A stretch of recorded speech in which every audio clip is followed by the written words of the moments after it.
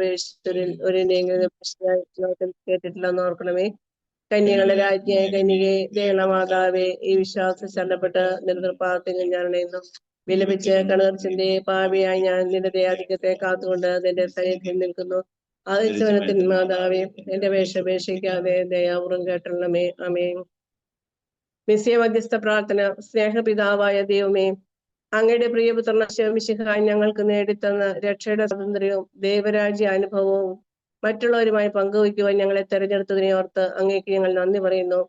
ലോകമെമ്പാടുമുള്ള മിസ്യ കുടുംബാംഗങ്ങളെയും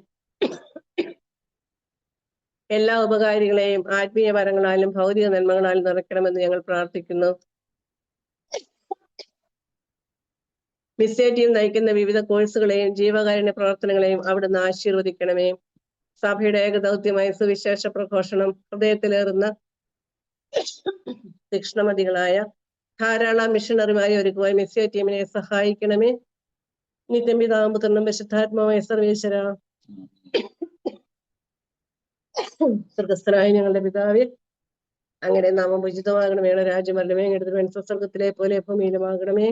ആഹാരം ഞങ്ങൾക്ക് തരണമേ. ഞങ്ങളോട് തെറ്റ് ചെയ്യുന്നവരോട് ക്ഷമിച്ചിരിക്കുന്നത് പോലെ ഞങ്ങളുടെ തെറ്റുകൾ ഞങ്ങളോട് ക്ഷമിക്കണമേ. ഞങ്ങളെ പ്രലോഭനത്തിൽ ഉൾപ്പെടുത്തരുത്, രക്ഷിക്കണമേ. ഞാൻ നിറഞ്ഞ പറയുമേ, സ്വസ്തി കർത്താവ് അങ്ങയുടെ സ്ത്രീകളിൽ അങ്ങ് അനുഗ്രഹിക്കപ്പെട്ടുള്ളതാകുന്നു. അങ്ങയുടെ ഉദരത്തിൻ ഫലമായി ഈശോ അനുഗ്രഹിക്കപ്പെട്ടവനാകുന്നു. പരിശുദ്ധമറിയമേ, തമ്പുരാന്റെ അമ്മേ, പാപികളായ ഞങ്ങൾക്ക് വേണ്ടി ഇപ്പോഴും ഞങ്ങളുടെ മരണസമയത്തും തമ്പുരാനോട് അപേക്ഷിച്ചുകൊള്ളണം. പിതാവിനും പുത്രനും പരിശുദ്ധാത്മാവിനും സ്തുതി. അതേപോലെ ഇപ്പോഴും ഇവിടെ എന്നേക്കും ആമേൻ. ഈശോ മിശിഹായ്ക്ക് സ്തുതിയായിരിക്കട്ടെ.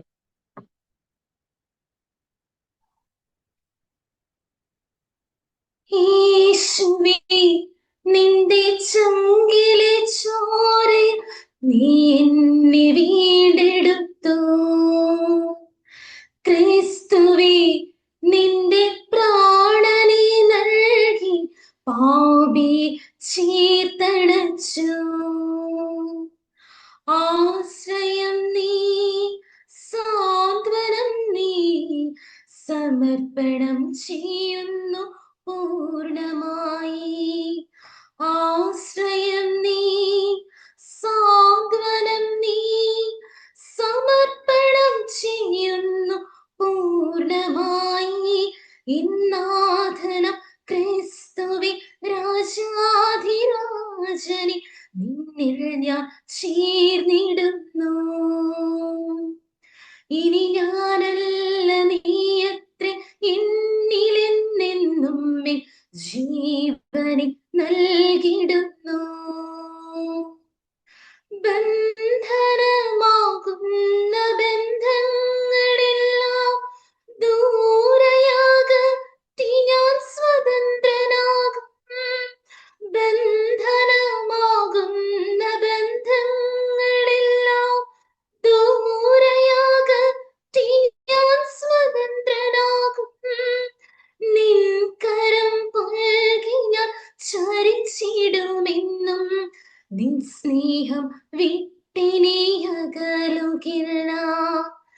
നിൻ കരം പുൽകി ഞാൻ ചരിച്ചിടുമെന്നും, നിൻ സ്നേഹം വിട്ടിനി അകലുകില്ല.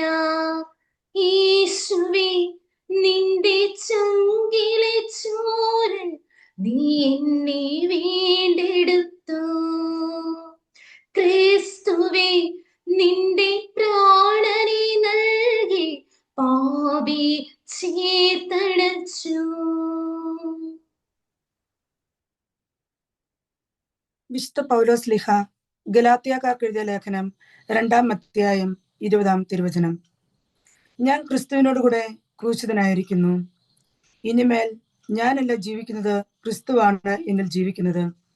എൻ്റെ ഇപ്പോഴത്തെ ഐഹിക ജീവിതം എന്നെ സ്നേഹിക്കുകയും എനിക്ക് വേണ്ടി തന്നെ തന്നെ ബലിയർപ്പിക്കുകയും ചെയ്ത ദൈവപുത്രനിൽ വിശ്വസിച്ചുകൊണ്ടുള്ള ജീവിതമാണ്. നമ്മുടെ കർത്താവായ മിശിഹായ്ക്ക് സ്തുതി.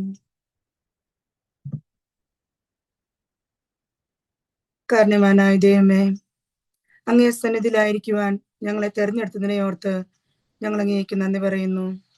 സ്നേഹപിതാവായ ദൈവമേ, ഞങ്ങൾക്ക് വേണ്ടി ജീവൻ ബലിയർപ്പിച്ച ദൈവപുത്രനായ യേശുവിൽ പൂർണ്ണ വിശ്വാസത്തോടെ ജീവിക്കുവാൻ ഞങ്ങളെ സഹായിക്കണമേ. ഞങ്ങളുടെ ചിന്തകളിലും വാക്കുകളിലും പ്രവൃത്തികളിലും യേശുവിന്റെ സാന്നിധ്യം പ്രകടമാകണമേ എന്ന് പ്രാർത്ഥിക്കുന്നു. പരിപൂർണമായ സമർപ്പണത്തിലൂടെ മാനസാന്തരത്തിലൂടെ ഞങ്ങൾ അങ്ങേക്ക് സമർപ്പിക്കുന്നു. മിസ്സിയുടെ ആത്മീയ പിതാവിനെയും ആനിമേറ്റർ ടീം ലീഡറായ ആലിസുകുട്ടി ആന്റിയെയും കോർഡിനേറ്റേഴ്സ്, മെന്റേഴ്സ്, ഇന്നത്തെ പ്രോഗ്രാം കൈകാര്യം ചെയ്യുന്നവരെയും പരിശുദ്ധാത്മാവിന്റെ വരദാന ഫലങ്ങളാൽ നിറയ്ക്കണമേ. ഈശോനാഥ, മാനസാന്തരത്തിലേക്കുള്ള ക്രിസ്തുവിന്റെ വിളി സ്വീകരിച്ച് പ്രായശ്ചിത്തത്തിന്റെയും നവീകരണത്തിന്റെയും പാതയിലൂടെ സഞ്ചരിക്കാൻ ഞങ്ങൾക്ക് ഇടയാകട്ടെ. മാനസാന്തരത്തിലൂടെ യേശുവിന്റെ പുതിയ ജീവിതത്തിലേക്ക് യേശുവിന്റെ കൈ പിടിച്ച് നടക്കുവാനും യേശുവിന്റെ സ്നേഹം അനുഭവിക്കാനും ഞങ്ങൾക്കിടയാകട്ടെ എന്ന് പ്രാർത്ഥിക്കുന്നു. 100 നീതിമാന്മാർ എന്നതിനേക്കാൾ അനുദപിക്കുന്ന ഒരു പാപിയോർത്ത് സ്വർഗം സന്തോഷിക്കും എന്നരുളി ചെയ്ത ഈശോയെ, ഞങ്ങളെ ഓർത്തും സ്വർഗം സന്തോഷിക്കാൻ ഈ കോഴ്സിലൂടെ ഇടയാക്കണമേ എന്ന് ഞങ്ങൾ പ്രാർത്ഥിക്കുന്നു. ഞങ്ങളുടെ ഈ പ്രാർത്ഥനകളെല്ലാം പരിശുദ്ധ അമ്മയിലൂടെ യേശു ക്രിസ്തു വഴി പിതാവായ ദൈവത്തിന് ഞങ്ങൾ സമർപ്പിക്കുന്നു. നിത്യം പിതാവും പുത്രനും പരിശുദ്ധാത്മാവുമായ സർവേശ്വര എന്നേക്കും ആമേൻ. ഈശോ മിശിഹായ്ക്ക് സ്തുതിയായിരിക്കട്ടെ. ദൈവനാമത്തിന് മഹത്വം ഉണ്ടായിരിക്കട്ടെ. ദൈവത്താൽ ഏറെ സ്നേഹം നിറഞ്ഞവരെ, റോമാക്കാർക്ക് എഴുതിയ ലേഖനം 10-ാം അധ്യായം 17-ാം തിരുവചനത്തിൽ പൗലോസ് ലീഹ ഇപ്രകാരം പറയുന്നു: ആകയാൽ വിശ്വാസം കേൾവിയിൽ നിന്നും, കേൾവി ക്രിസ്തുവിനെ പറ്റിയുള്ള പ്രസംഗത്തിൽ നിന്നുമാണ്. മനോഹരമായ ഈ സായാഹ്നത്തിൽ നമുക്ക് വേണ്ടി ജപമാല ചൊല്ലി പരിശുദ്ധ മാതാവിന്റെ മധ്യസ്ഥം തേടി പ്രാർത്ഥിച്ച സെലിൻ ജോസ് ആന്റിക്കും കുടുംബത്തിനും, ഭക്തിസാന്ദ്രമായ ഗാനത്തിലൂടെ നമ്മെ നിറച്ച മെറീന ആന്റിക്കും, പ്രാർത്ഥന ബൈബിൾ വായന ചൊല്ലി നമ്മെ ദൈവത്തിന്റെ കരങ്ങളിലേക്ക് സമർപ്പിച്ച ലിറ്റി റോണി ആന്റിക്കും ദൈവനാമത്തിൽ നന്ദി പറയുന്നു. ലോക സ്ഥാപനത്തിന് മുമ്പ് തന്നെ തന്റെ ദൈവപിതാവിനാൽ തന്റെ രാജ്യത്തിലേക്ക് ക്ഷണിക്കപ്പെട്ടവരെ, തിരുസഭയുടെ ഏക ദൗത്യമായ സുവിശേഷവൽക്കരണത്തിനായി നമ്മെ ഒരുക്കുക എന്ന ലക്ഷ്യവുമായി രൂപപ്പെട്ട മിഷിയോ 19ാമത് ബാച്ചിന്റെ മാനസാന്തര പ്രത്യുത്തരം എന്ന നിത്യസത്യത്തെ അടിസ്ഥാനമാക്കിയുള്ള ഈ മീറ്റിംഗിലേക്ക് എല്ലാവരെയും സ്വാഗതം ചെയ്യുന്നു. ആദ്യമായി ഈ മീറ്റിംഗ് ആശീർവാദങ്ങളാലും അനുഗ്രഹങ്ങളാലും സമന്നമാക്കുന്നതിനു വേണ്ടി നമ്മുടെ ആത്മീയ പിതാവും ചിക്കാഗോ രൂപതയുടെ അധ്യക്ഷനുമായ അഭിവന്ദ്യ മാർ ജോയി ആലപ്പാട്ട് പിതാവിനെ ഏറെ സ്നേഹത്തോടെ ഈ മീറ്റിംഗിലേക്ക് സ്വാഗതം ചെയ്യുന്നു. അടുത്തതായി സമാപന സന്ദേശവും ആശീർവാദവും നൽകുന്നതിനായി സേവ്യർ മാന്ത്ര അച്ഛനെ ഏറെ സ്നേഹത്തോടെ ഈ മീറ്റിംഗിലേക്ക് സ്വാഗതം ചെയ്യുന്നു. ഇതോടൊപ്പം നമ്മുടെ മിഷ്യു കുടുംബത്തിന്റെ എല്ലാമായ ആലീസുകുട്ടി ആന്റിയെയും ടോമിച്ചൻ അങ്കിളിനെയും ഏറെ സ്നേഹത്തോടെ ഈ മീറ്റിംഗിലേക്ക് സ്വാഗതം ചെയ്യുന്നു. ഒപ്പം എല്ലാ റിസോഴ്സ് ടീം അംഗങ്ങളെയും മെന്റേഴ്സിനെയും നമ്മെ ഓരോരുത്തരെയും ദൈവനാമത്തിൽ ഈ മീറ്റിംഗിലേക്ക് സ്വാഗതം ചെയ്യുന്നു. 2000 വർഷങ്ങൾക്ക് മുമ്പ് നമ്മുടെയും ലോകം മുഴുവന്റെയും പാപങ്ങൾക്ക് പരിഹാരമായി കുരിശിൽ മരിച്ച ദൈവപുത്രനായ യേശു ക്രിസ്തുവിനെ നമ്മുടെ രക്ഷകനും നാഥനുമായി നാം സ്വീകരിക്കണമെന്ന് നാം കഴിഞ്ഞ ക്ലാസ്സിൽ കണ്ടു കഴിഞ്ഞു. മാനസാന്തരപ്പെട്ട് ശിശുക്കളെ പോലെ ആവുന്നില്ലെങ്കിൽ ഒരുവനും ദൈവരാജ്യത്തിൽ പ്രവേശിക്കുകയില്ലെന്ന് ദൈവവചനം നമ്മോട് സാക്ഷ്യപ്പെടുത്തുന്നു. സമ്പൂർണമായ സമർപ്പണമാണ് മാനസാന്തരം. സ്വന്തം ജീവൻ നമുക്കും ലോകം മുഴുവനും വേണ്ടി സമർപ്പിച്ച് നമ്മുടെ പാപങ്ങളിൽ നിന്ന് നമ്മെ രക്ഷിച്ച യേശുവിനെ നമ്മുടെ ജീവിതത്തിന്റെ ഉടമസ്ഥനാക്കി അവിടത്തേക്ക് പൂർണ്ണമായി സമർപ്പിച്ച് ജീവിക്കുകയാണ് യഥാർത്ഥ മാനസാന്തരം. മാനസാന്തര പ്രത്യുത്തരം എന്ന നിത്യസത്യത്തെ കുറിച്ച് പ്രൊക്ലമേഷൻ നടത്തുന്നതിനായി ബീന മാത്യു ആന്റിയെ നിറഞ്ഞ സ്നേഹത്തോടെ സ്വാഗതം ചെയ്യുന്നു. ഈശോമിശിഹായ്ക്ക് സ്തുതിയായിരിക്കട്ടെ. പ്രിയപ്പെട്ടവരെ, 2000 വർഷങ്ങൾക്ക് മുമ്പ് ഈശോ തന്റെ കുരിശുമരണ ഉത്ഥാനത്തിലൂടെ നമ്മെ രക്ഷിച്ചു കഴിഞ്ഞു എന്ന് നാം മനസ്സിലാക്കി കഴിഞ്ഞു. ദൈവമൊരുക്കിയ ഈ രക്ഷ മനുഷ്യൻ സ്വന്തമാക്കുവാൻ അവന്റെ ഭാഗത്തു നിന്നും ഉണ്ടാകേണ്ട 2 പ്രത്യുത്തരങ്ങളാണ് വിശ്വാസവും മാനസാന്തരവും. ഈ രക്ഷ സ്വന്തമാക്കുവാൻ ഈശോയിൽ വിശ്വസിച്ച് നമ്മുടെ പാപങ്ങളെക്കുറിച്ച് അനുതപിച്ച് കുമ്പസാരം എന്ന കുദാശയിലൂടെ കടന്നു പോകണമെന്ന് നാം കണ്ടു. കഴിഞ്ഞ ആഴ്ച നമ്മൾ കുമ്പസാരിച്ച് ആ അനുഭവം സ്വന്തമാക്കുകയും ചെയ്തു. ഈ രക്ഷയിലേക്ക് ബന്ധിപ്പിക്കുന്ന പാലത്തിന്റെ രണ്ടാമത്തെ വരിയാണ് മാനസാന്തരം എന്ന് പറയുന്നത്. അതാണ് ഈ ആഴ്ചയെ നാം ധ്യാനിക്കാനും ആഴത്തിൽ മനസ്സിലാക്കാനും പോകുന്നത്. നമുക്ക് വേണ്ടി കുരിശിൽ രക്തം ചിന്തി മരിച്ച് ഉത്ഥാനം ചെയ്ത കർത്താവായ യേശുവിന്റെ പക്കൽ നമ്മുടെ ജീവനും ജീവിതവും പൂർണ്ണമായി അടിയറ വെക്കുന്നതാണ് മാനസാന്തരം. വിശുദ്ധ യോഹന്നാൻ പ്രസംഗിച്ചു, മത്തായി 3:8 മാനസാന്തരത്തിന് യോജിച്ച ഫലങ്ങൾ പുറപ്പെടുവിക്കുവിൻ എന്ന്. ഈശോയുടെ പ്രഘോഷം ആരംഭിക്കുന്നത് തന്നെ മാനസാന്തരപ്പെടുവിൻ, ദൈവരാജ്യം സമീപിച്ചിരിക്കുന്നു എന്ന് പറഞ്ഞുകൊണ്ടാണ്. മാനസാന്തരം എന്ന് കേൾക്കുമ്പോൾ പെട്ടെന്ന് നമ്മുടെ മനസ്സിലേക്ക് വരുന്നത് ഒരു ധ്യാനം കൂടിയപ്പോഴോ ഒരു ദൈവാനുഭവം ഉണ്ടായപ്പോഴോ അല്ലെങ്കിൽ ഏതെങ്കിലും ഒരു ഉപദേശത്തിന്റെയോ കൗൺസിലിന്റെയോ പുറത്ത് നമ്മുടെ ചില സ്വഭാവ ദൂഷ്യങ്ങൾ ഉപേക്ഷിക്കുക, അതായത് മദ്യപാനം, പുകവലി, ചില തഴക്ക് ദോഷങ്ങൾ ഉപേക്ഷിക്കുക, ഇതിനെ പലരും മാനസാന്തരമായി കണക്കാക്കാറുണ്ട്. ഇതൊരു മാനസാന്തരത്തിന് വേണ്ടിയുള്ള ഒരു ഒരുക്കം മാത്രമായിട്ടാണ് കരുതേണ്ടത്. നമ്മുടെ സ്വന്തം പരിശ്രമ ഫലമായി മെച്ചപ്പെട്ട ഒരു ജീവിതം പടുത്തുയർത്തുന്നതല്ല മാനസാന്തരം. മാനസാന്തരം ഒരു നല്ല ജീവിതശൈലി രൂപപ്പെടുത്തുന്നതിൽ മാത്രം ഒതുങ്ങി നിൽക്കുന്നതല്ല. പാപകരമായ ജീവിതം യേശുവിന് സമർപ്പിച്ച് നമ്മിൽ ജീവിക്കാൻ അവിടുത്തെ അനുവദിക്കുന്നതിലൂടെയാണ് മാനസാന്തരം ആരംഭിക്കുക. നമ്മുടെ ബുദ്ധിയെയും മനസ്സിനെയും അസ്തിത്വം മുഴുവൻ യേശുവിന് സമർപ്പിച്ച് അവനിൽ ജീവിക്കുന്നതിൽ കുറഞ്ഞതൊന്നും മാനസാന്തരമായി വ്യാഖ്യാനിക്കപ്പെടില്ല. അതൊരു സമ്പൂർണ്ണ സമർപ്പണമാണ്. ഇന്നലെ വരെ അല്ലെങ്കിൽ ഈ നിമിഷം വരെ ഞാൻ എൻ്റെ ഇഷ്ടമനുസരിച്ചാണ് ജീവിച്ചത്, എൻ്റെ താല്പര്യമനുസരിച്ചാണ് മുന്നോട്ട് പോയത്. എന്നാൽ മാനസാന്തരം എൻ്റെ ജീവിതത്തിൽ സംഭവിക്കുമ്പോൾ ദൈവമേ, നിന്റെ ഇഷ്ടം എൻ്റെ ഇഷ്ടമാണെന്ന് പറയുന്ന ഒരു സമർപ്പണത്തിലേക്ക് നാം കടന്നു വരികയാണ്. ലെറ്റ് ഗോ, ലെറ്റ് ഗോഡ്, ഞാൻ വിടുന്നു, ദൈവമേ നീ കൈകാര്യം ചെയ്യൂ എന്ന സമർപ്പണം. സമ്പൂർണ്ണ സമർപ്പണത്തെക്കുറിച്ച് പറയുമ്പോൾ പരിശുദ്ധ അമ്മയെക്കുറിച്ചാണ് നാം ആദ്യം ഓർക്കേണ്ടത്. ഗബ്രിയേൽ മാലാഖയോട് ഇതാ കർത്താവിന്റെ ദാസി, നിന്റെ വചനം പോലെ എന്നിൽ ഭവിക്കട്ടെ എന്ന് പറഞ്ഞ ആ നിമിഷം മുതൽ ഗാവുൽത്തായിൽ തന്റെ തിരുക്കുമാരൻ നമുക്ക് ഓരോരുത്തർക്കും വേണ്ടി അവസാന തുള്ളി രക്തം വരെ ചിന്തി കുരിശിൽ പെടഞ്ഞു മരിക്കുമ്പോഴും അമ്മ അത് പൂർണ്ണമായി സ്വീകരിച്ച് കർത്താവിന്റെ ഹിതം നിറവേറട്ടെ എന്ന ഒരു സമ്പൂർണ്ണ സമർപ്പണം നടത്തുകയാണ്. പ്രിയപ്പെട്ടവരെ, മാനസാന്തരം എന്നത് ഇതുപോലൊരു സമർപ്പണമാണ്. നമുക്കവിടെ പിടിച്ചു വെക്കുവാൻ ഒന്നുമില്ല. നമ്മുടെ ജീവനും ജീവിതവും, സുഖദുഃഖങ്ങൾ, വിജയപരാജയങ്ങൾ, കുടുംബം, മക്കൾ എല്ലാം ഈശോയ്ക്ക് വിട്ടുകൊടുത്തുകൊണ്ടുള്ള ഒരു അവസ്ഥയാണ്. എന്നെ രക്ഷിച്ചവന്റെ കരങ്ങളിലേക്ക് എന്നെ പൂർണ്ണമായി സമർപ്പിച്ച് അവനെ കർത്താവായി സ്വീകരിച്ച് നമ്മുടെ മേൽ കർത്തൃത്വം നടത്തുന്നതിനായി ഏൽപ്പിച്ചു കൊടുക്കുന്നതാണ് യഥാർത്ഥ മാനസാന്തരം. ഈ ഒരു സമർപ്പണം തോമാസ് ലീഹയുടെ ജീവിതത്തിൽ നമുക്ക് കാണാൻ സാധിക്കും. ഉത്ഥിതനായ ഈശോ മറ്റു ശിഷ്യന്മാർക്ക് പ്രത്യക്ഷപ്പെട്ടപ്പോൾ ഈശോയെ നേരിട്ട് കാണാതെ അവന്റെ പാർശ്വത്തിൽ കൈവെക്കാതെ വിശ്വസിക്കില്ല എന്ന് ശാഠ്യം പിടിച്ച തോമാസ് ലീഹായ്ക്ക് ഈശോ നേരിട്ട് പ്രത്യക്ഷപ്പെടുന്നു. അപ്പോൾ എൻ്റെ കർത്താവേ, എൻ്റെ ദൈവമേ എന്ന് പറഞ്ഞ് തന്നെ പൂർണ്ണമായും കർത്താവിന് സമർപ്പിക്കുകയാണ്. എൻ്റെ കർത്താവേ, ഇനി ഞാൻ എൻ്റെ ജീവിതത്തിന്റെ ഉടമയല്ല, എൻ്റെ ജീവിതം നിന്റെ കൈകളിലാണ്. എൻ്റെ ദൈവമേ, നീ എൻ്റെ രക്ഷകൻ മാത്രമല്ല, നീ എൻ്റെ എല്ലാമാണ്. തൻ്റെ ജീവൻ തന്നെ ദൈവത്തിനും ദൈവരാജ്യത്തിനുമായി സമർപ്പിക്കുകയാണ്. ഇതുപോലൊരു സമർപ്പണമാണ് നമ്മുടെ ജീവിതത്തിലും വേണ്ടത്.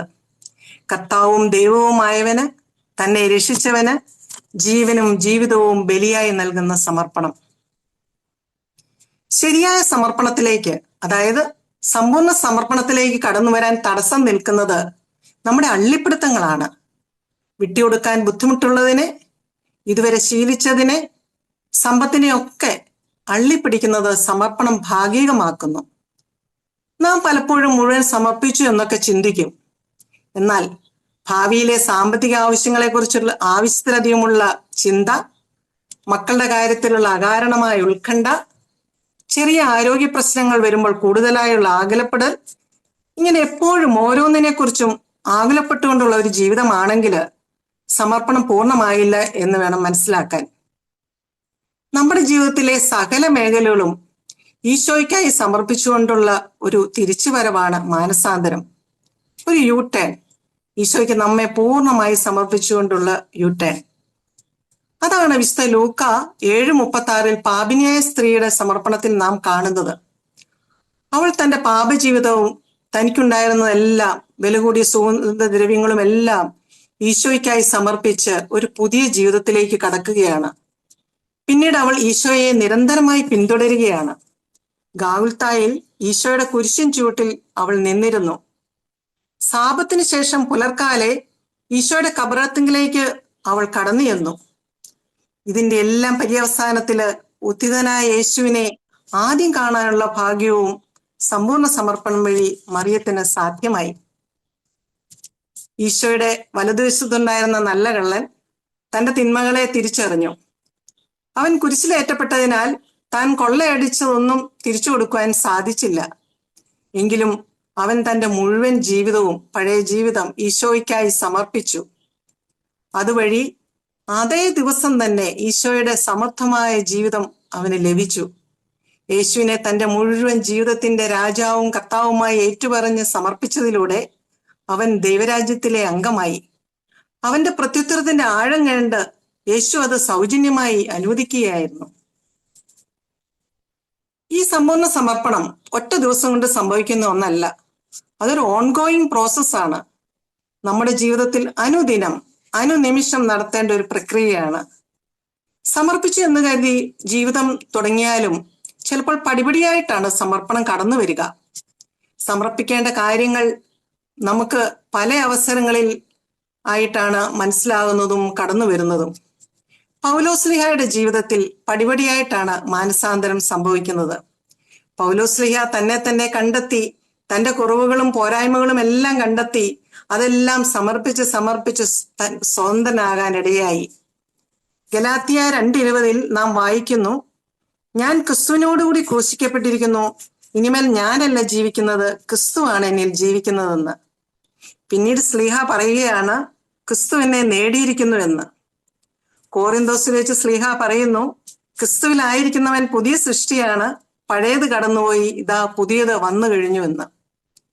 സമർപ്പണത്തിന്റെ പൂർണ്ണതയിൽ അഭിമാനത്തോടെ വിളിച്ചു പറയുകയാണ്, നിങ്ങളുടെ ഇടയിലായിരിക്കുമ്പോൾ യേശുക്രിസ്തുവിനെ കുറിച്ചല്ലാതെ, അതും ക്രൂശിതനായവനെ കുറിച്ചല്ലാതെ മറ്റൊന്നിനെ കുറിച്ചും അറിയേണ്ടതില്ലെന്ന് ഞാൻ തീരുമാനിച്ചു. ക്രൂശിതനെ കുറിച്ച് മാത്രം അറിയുവാൻ, ചിന്തിക്കുവാൻ, പ്രഘോഷിക്കുവാൻ തിരിച്ചറിവിനെ എല്ലാം സമർപ്പിച്ച് വിട്ടുകൊടുത്ത സ്ലീഹ മുന്നേറുകയാണ്. തന്റെ ജീവിതത്തിലെ എല്ലാ നേട്ടങ്ങളും നഷ്ടമായി തന്നെ കരുതി.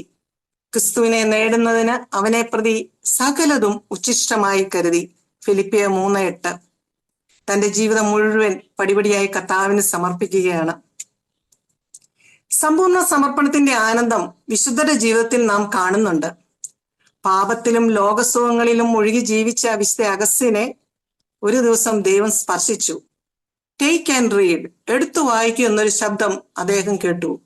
അദ്ദേഹം ഉടനെ ബൈബിൾ തുറന്നു. വായിച്ച ദൈവവചനം അദ്ദേഹത്തിന്റെ ഹൃദയത്തെ സ്പർശിച്ചു. ആ നിമിഷം മുതൽ അദ്ദേഹത്തിന്റെ ജീവിതം പാടെ മാറുകയാണ്. പിന്നെ അദ്ദേഹം പറഞ്ഞത് ഇന്ന് ലോകം മുഴുവൻ ആവർത്തിക്കുന്നു, you have made us for yourselves, our hearts are restless until they rest in you, Lord. കർത്താവേ, നീ എന്നെ നിനക്കായി സൃഷ്ടിച്ചു, ദൈവമേ നിന്നിൽ വിലയം പ്രാപിക്കുന്നവരെ എൻ്റെ ഹൃദയം അസ്വസ്ഥമാണ്.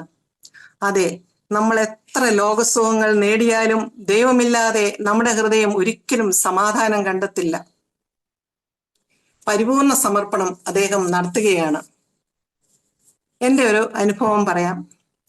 4th സ്റ്റേജ് ക്യാൻസറിന്റെ സൗഖ്യത്തിലൂടെ ഈശോയുടെ കരുണയുള്ള സ്നേഹവും തിരക്തശക്തിയും ഞാൻ തിരിച്ചറിഞ്ഞു അനുഭവിച്ച നിമിഷങ്ങളായിരുന്നു. അതിനു മുമ്പ് ഒരു നാമമാത്ര ക്രിസ്ത്യാനിയായിരുന്ന ഞാൻ ലോകത്തിനും ജോലിക്കും കുടുംബത്തിനും 1ാം സ്ഥാനം കൊടുത്ത് ജീവിച്ചു പോന്നു. എന്നാൽ ഈ രോഗം വന്നതിന് ശേഷം എൻ്റെ ജീവിതത്തിലെ എല്ലാ നേട്ടങ്ങളും കോട്ടങ്ങളും ഈശോ വിട്ടുകൊടുത്തുകൊണ്ട് ഈശോയ്ക്ക് ഒന്നാം സ്ഥാനം കൊടുത്ത് ജീവിക്കാൻ സാധിക്കുന്നു. അതിനുശേഷമുള്ള ജീവിതം വിട്ടുകൊടുക്കലിന്റെയും സമർപ്പണത്തിന്റെയും സമയങ്ങളാക്കി മാറ്റി. മരത്തിൽ കയറിയ സക്കേയൂസിന് ഈശോയൊന്ന് കാണാൻ മാത്രം ആഗ്രഹിച്ചുള്ളൂ. ഈശോയുടെ വിളിയും സാമീപ്യവും ഒരു സമ്പൂർണ്ണ സമർപ്പണം നടത്താൻ ഇടയാക്കുന്നു. ലൂക്ക 19:8 നാം കാണുന്നു, സക്കേയൂസ് പറയുന്നു, എന്റെ സ്വത്തിന്റെ പകുതി ഞാൻ ദരിദ്രർക്ക് കൊടുക്കുന്നു, ആരുടെയെങ്കിലും വഞ്ചിച്ചിട്ടുണ്ടെങ്കിൽ അത് 4 ഇരട്ടിയായി തിരികെ കൊടുക്കുന്നു എന്ന്. സക്കേയൂസ് മാനസാന്തരത്തിന് യോജിച്ച ഫലങ്ങൾ പുറപ്പെടുവിക്കുകയാണ്. താൻ അള്ളിപ്പിടിച്ചിരുന്നതിനെ എല്ലാം വിട്ടുകൊടുത്തുകൊണ്ട് തന്റെ സമ്പത്തിനെയും മറ്റെന്തിനേക്കാൾ ദൈവത്തിനും ദൈവരാജ്യത്തിനും പ്രാധാന്യം കൊടുത്തപ്പോൾ അവനൊരു സമ്പൂർണ്ണ സമർപ്പണം നടത്താൻ സാധിച്ചു. ഇതൊരു ഉടമസ്ഥാവകാശ കൈമാറ്റമാണ്. ഇന്ന് വരെ നമ്മുടെ ഉടമസ്ഥയിൽ ഉണ്ടായിരുന്നതെല്ലാം, അല്ലെങ്കിൽ നിസ്സാരമായി തോന്നുന്നതും ചെറുതും വലുതുമായതെല്ലാം വിട്ടുകൊടുത്തുകൊണ്ട് നമ്മെയും നമുക്കുള്ളതെയും ഏൽപ്പിച്ചു കൊടുക്കുമ്പോൾ നാം അതിന്റെ കാര്യസ്ഥത മാത്രം ഏറ്റെടുത്തുകൊണ്ട് മാനസാന്തര പ്രത്യുത്തരം നടത്തുകയാണ്. പ്രിയപ്പെട്ടവരെ, നമുക്കുള്ളത് മുഴുവൻ, ആരോഗ്യമാകാം, സമ്പത്താകാം, കഴിവുകളാകാം, എല്ലാം നാം ഇപ്പോഴും പിടിച്ചു വച്ചിരിക്കുകയാണ്. എന്റെ സ്വപ്നങ്ങൾ, ആഗ്രഹങ്ങൾ, ആകുലതകൾ, സന്തോഷങ്ങൾ എല്ലാം നാം പരിപൂർണമായി സമർപ്പിക്കണം. കഴിഞ്ഞ ആഴ്ച നാം നമ്മുടെ പാപങ്ങളെല്ലാം കണ്ടെത്തി അനുദപിച്ചു. ഈ ആഴ്ച മുഴുവൻ നാം ഒരു ലിസ്റ്റ് തയ്യാറാക്കുകയാണ്. എന്റെ കർത്താവിന്റെ കയ്യിൽ കൊടുക്കുവാൻ എന്റെ കയ്യിൽ എന്തൊക്കെയാണ്? ദൈവം തന്ന താലന്തുകൾ, നന്മകൾ എന്തൊക്കെയാണ്? നമ്മുടെ വിട്ടുകൊടുക്കാത്ത മേഖലകളും അള്ളിപ്പിടുത്തങ്ങളും ബലഹീനതകളും എല്ലാം ഒന്ന് കണ്ടെത്തി കർത്താവിന്റെ കയ്യിൽ കൊടുക്കണം. ദൈവമേ, നിന്റെ രാജ്യ വിസ്തൃതിക്കായി ഇതെല്ലാം ഞാൻ സമർപ്പിക്കുന്നു. ബോധപൂർവം നമുക്കെല്ലാം സമർപ്പിക്കാനുള്ളൊരു പരിശീലനമാണിത്. ആലിസാൻഡി എപ്പോഴും പറയുന്നത് പോലെ, ദൈവമനുഷ്യ പങ്കാളിത്തത്തോടെ ദൈവരാജ്യം ഇവിടെ കൊണ്ടുവരിക എന്ന ദൈവപിതാവിന്റെ സ്വപ്നം നാം യാഥാർത്ഥ്യമാക്കുകയാണ്. ഇതൊരു പടിപടിയായിട്ടുള്ള പ്രോസസ്സാണെന്ന് നാം കണ്ടു. അനുദിനം, അനുനിമിഷം, നമ്മുടെ മരണം വരെ നടത്തേണ്ട ഒരു യാഥാർത്ഥ്യമാണ്. പ്രിയപ്പെട്ടവരെ, ദൈവത്തിന്റെ വാക്കുകൾ കേട്ട് വിശ്വസിച്ച അബ്രഹാം ഇസഹാക്കിനെ ബലി കഴിക്കാൻ സന്നദ്ധനായതുപോലെ നമ്മെ വീണ്ടെടുത്തതിനു വേണ്ടി നമുക്ക് പ്രിയപ്പെട്ടതിനെ എല്ലാം വിട്ടുകൊടുത്തുകൊണ്ട്, ബലി കഴിച്ചുകൊണ്ട്, നമ്മിൽ നിന്നും നമ്മെ മാറ്റി കർത്താവായ ക്രിസ്തുവിന് നമ്മിൽ ജീവിക്കാൻ വഴിമാറി കൊടുക്കാം. സക്കേയൂസിനെ പോലെ, പാപിനിയായ സ്ത്രീയെ പോലെ കഴിഞ്ഞകാല ജീവിതത്തിലെ കുറവുകളെ ഓർത്ത് പശ്ചാത്തപിക്കുകയും പുതിയ തീരുമാനമെടുത്തുകൊണ്ട് മാനസാന്തരത്തിന്റെ ഫലം പുറപ്പെടുവിക്കുവാൻ ഒരു സമ്പൂർണ്ണ സമർപ്പണം നടത്തി നമുക്ക് പ്രത്യുത്തരം നൽകാം. അതിനായി നമ്മെ ദൈവം അനുഗ്രഹിക്കട്ടെ. ആമേൻ. കർത്താവിന് നമ്മെ പൂർണ്ണമായി സമർപ്പിക്കുകയാണ് യഥാർത്ഥ മാനസാന്തരം എന്ന ബോധ്യം പ്രൊക്ലമേഷനിലൂടെ നമുക്ക് ഓരോരുത്തർക്കും നൽകിയ ബീന ആന്റിക്ക് ഒത്തിരി നന്ദി. അടുത്തതായി ടെസ്റ്റിമണി ഷെയറിങ്ങിനായി രാജേഷ് അങ്കിളിനെ സ്വാഗതം ചെയ്യുന്നു.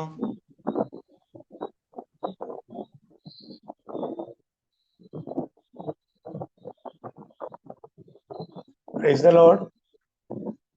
ഞാൻ രാജേഷ് എബ്രഹാമാണ്. കാഞ്ഞിരപ്പള്ളി രൂപതയിലെ സെന്റ് എഫ്രൈംസ് ചർച്ച് കാമരക്കുന്ന് എന്ന സ്ഥലത്താണ് ഞാൻ താമസിക്കുന്നത്, പൊൻകുന്നം. പ്രിയമുള്ളവരെ, നമുക്കറിയാം, മനസ്സിന്റെ അന്തരമാണ് മാനസാന്തരം. എന്റെ മനസ്സിലും കലുഷിതമായ ഒരു മനസ്സിനെ വ്യത്യാസപ്പെടുത്തിയത് ഞാൻ ക്രിസ്തുവിൽ വിശ്വസിച്ചതിന് ശേഷം മാത്രമാണ്. കർത്താവായ യേശുവിനെ